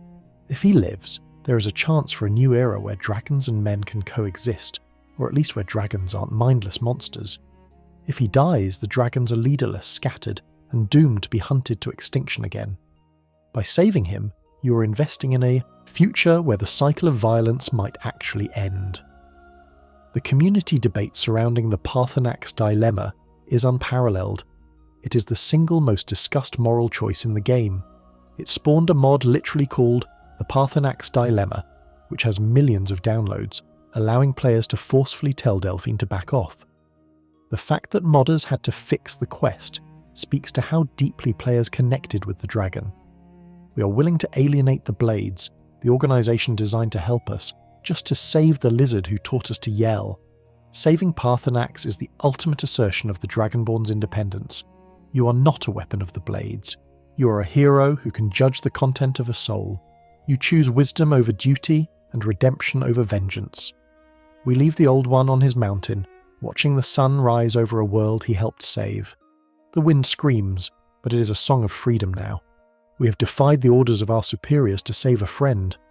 But as we descend from the heavens, we must turn our eyes to the mud, to the blood, to the contracts that are signed in the dark.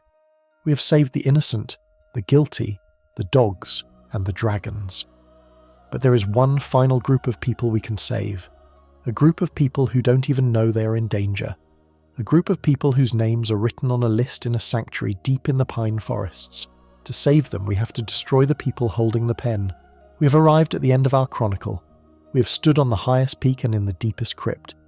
But for our final act of preservation, we must go to the swamps of Jarlmarch, to a rotting shack that leans precariously into the muck. We are not here to save a single NPC. We are here to save a village, nay, an empire.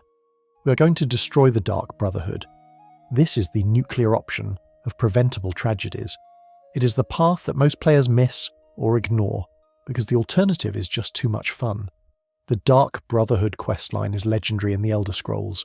It offers the best rewards: Shadowmere, the unkillable horse; Windshire, the game-breaking scimitar; the ancient shrouded armour. It offers the most memorable scenarios, from poisoning the Emperor to dropping a gargoyle head on a bride. But every quest in that line ends with a body, a named NPC, a person with a schedule, a home, and a life. To play the Dark Brotherhood is to be the agent of tragedy. To save these people, you must become the agent of extinction. The opportunity arises at the very beginning, in the quest, with friends like these. You wake up in the abandoned shack after being kidnapped by Astrid. She sits on top of a bookshelf, smug, confident, and unarmoured. She gestures to 3 bound captives, a mercenary, a soldier, and a housewife, and tells you that one of them has a contract on their head. One of these 3 must die, she says. You don't leave until someone dies. Most players interrogate the prisoners, pick one, and kill them. This initiates you into the Brotherhood, but the prompt is literal. Someone has to die. It doesn't have to be a captive. You can turn around, draw your weapon, and kill Astrid. She's surprised. Well done, she gasps as she dies, acknowledging your skill even in her final moment. This triggers the quest, Destroy the Dark Brotherhood. It is a short, brutal quest. You report to a guard who sends you to Commander Maro of the Penitus Oculatus at Dragonbridge. He gives you the password to the Folkreath Sanctuary, Silence, my brother. You go there, you enter, and you kill them all. You kill Nazir, the Redguard cook. You kill Vizara, the Argonian Shadowscale. You kill Festus Krex, the grumpy wizard. You wipe them out. And then, silence. The contracts are never issued. The assassinations never happen. The Preventable tragedy is the entire death toll of the faction questline. Let's look at the ledger of lives saved, the people who get to wake up tomorrow because you chose violence against the violent. First, there is Narfi. We met him earlier, the mentally ill beggar in Ivarstead. He lives in the ruins of his parents' house, waiting for his sister, Rhaeda, to come home. The Brotherhood contract calls for his death simply because someone, perhaps the innkeeper, perhaps a cruel local, wants him gone. It is a mercy killing, perhaps, but it is a killing nonetheless. If you destroy the Brotherhood, Narfi lives. He continues to mourn, yes, but he remains a part of the town, a reminder of the fragility of the mind. He rewards you with rare ingredients if you find his sister's necklace. He is harmless. Saving him is an act of pure protection. Then there is Batild. She runs the Ironbreaker mine in Dawnstar. She's feuding with her rival Lagelf, who runs the Quicksilver mine. The contract is a business move to eliminate competition. If you destroy the Brotherhood, Batild lives. She keeps yelling at her workers. She keeps the economy of Dawnstar moving. She isn't a nice person, but she doesn't deserve to die for a profit margin. Enodius Pepius, a paranoid man living in a tent near Anger's Mill. He thinks someone is out to get him, and he's right. The Brotherhood is coming. But if you kill Astrid, he's wrong. He stays in his tent, safe in his paranoia. Hearn, the vampire lumberjack at Half Moon Mill. This is a moral grey area, as he feeds on travellers, but he's a citizen who pays taxes and runs a business. He lives. Lurbuk, the orc bard in Morthal. The contract on him is unique. So many people hate his singing that they drew lots to see who would pay for the assassination. It is a joke contract, but Lurbuk is a person. He sleeps in the inn. He tries his best. Saving him means subjecting Morthal to more bad music. But isn't that a small price to pay for a life? Vittoria Vici, the Emperor's cousin. Her wedding in Solitude is a massive event. In the Brotherhood questline, it is a massacre. You kill her at the altar or drop a statue on her. If you destroy the Brotherhood, the wedding proceeds. She gets married. The alliance between the Empire and the merchants is sealed. It is a happy day for Solitude. The decorations stay up. The guests drink wine. Life goes on. Gaius Maro, the son of Commander Maro. He is a soldier doing his job, inspecting the security of the cities. The Brotherhood kills him to frame the Stormcloaks and enrage his father. If you destroy the Brotherhood, a father doesn't lose his son. Gaius completes his tour. He lives to serve the Empire, and finally the Emperor himself, Titus Medi II. The climax of the Brotherhood questline is the Regicide. You kill the ruler of the Empire on his ship, the Kataria. It throws the political world into chaos just as the Thalmor are watching. If you destroy the Brotherhood, the Emperor lives. He finishes his visit to Skyrim. He sails home. The Empire remains stable. The trade-off is massive. You lose the cool mount. You lose the best stealth armor. You lose hours of engaging content. You trade your own fun for the lives of these NPCs. But there is a community debate here that is fascinating. Some players argue that the Emperor wants to die, that he ordered the hit on himself to martyr himself and revitalize the Empire. By saving him, are you actually dooming the Empire to a slow stagnation under a tired ruler? Or are you preventing a chaotic power vacuum? Regardless of The high politics, the local impact is undeniable. You can walk through Iverstead and see Narfi. You can walk through Solitude and see the wedding wreath on the door. You realise that your choice had a tangible ripple effect. You traded content for lives. It is the ultimate selfless act in a role-playing game. You sacrifice your loot for the sanctity of the simulation, and with that, the ledger is clean. We have travelled from Markarth to the throat of the world, from the swamps to the ice fields. We have intervened in the scripts. We have broken the sequences. We have saved them all. The fire in the hearth has burned down to embers now. The shadows in the corners of the room are stretching out, soft and heavy. We've covered a lot of ground tonight, you and I. From the stone steps of Markarth where Margret stood frozen in time, to the snowy peak where an old dragon waits for a mercy that only you can give. It's strange, isn't it? We talk about these characters as if they're real. We know they are just lines of code, meshes and voice files triggered by proximity. But when you're there, in the quiet moments of the game, when the music swells and the aurora hangs green and purple over the throat of the world, they feel like something more. They feel like neighbours. Saving them doesn't get you a quest-completed banner. Often there is no reward at all. No gold, no magical sword. Sometimes the reward is just seeing them walk down the road the next day, seeing Meeko sleeping by the fire, seeing Cicero dancing in the dark. It's a private victory, a secret between you and the save file, and maybe that's the point. In a world of dragons and civil wars where you are the chosen one destined to save everyone, the most meaningful saves are the ones you choose for yourself, the ones that nobody else notices. So as you drift off tonight, think about those quiet victories. Think about the lives that are still going on in that frozen digital north, just because you decided to intervene. The world is safe, the dragon is calm, the dog has a home. Rest easy, adventurer, you've done good work. Sweet dreams.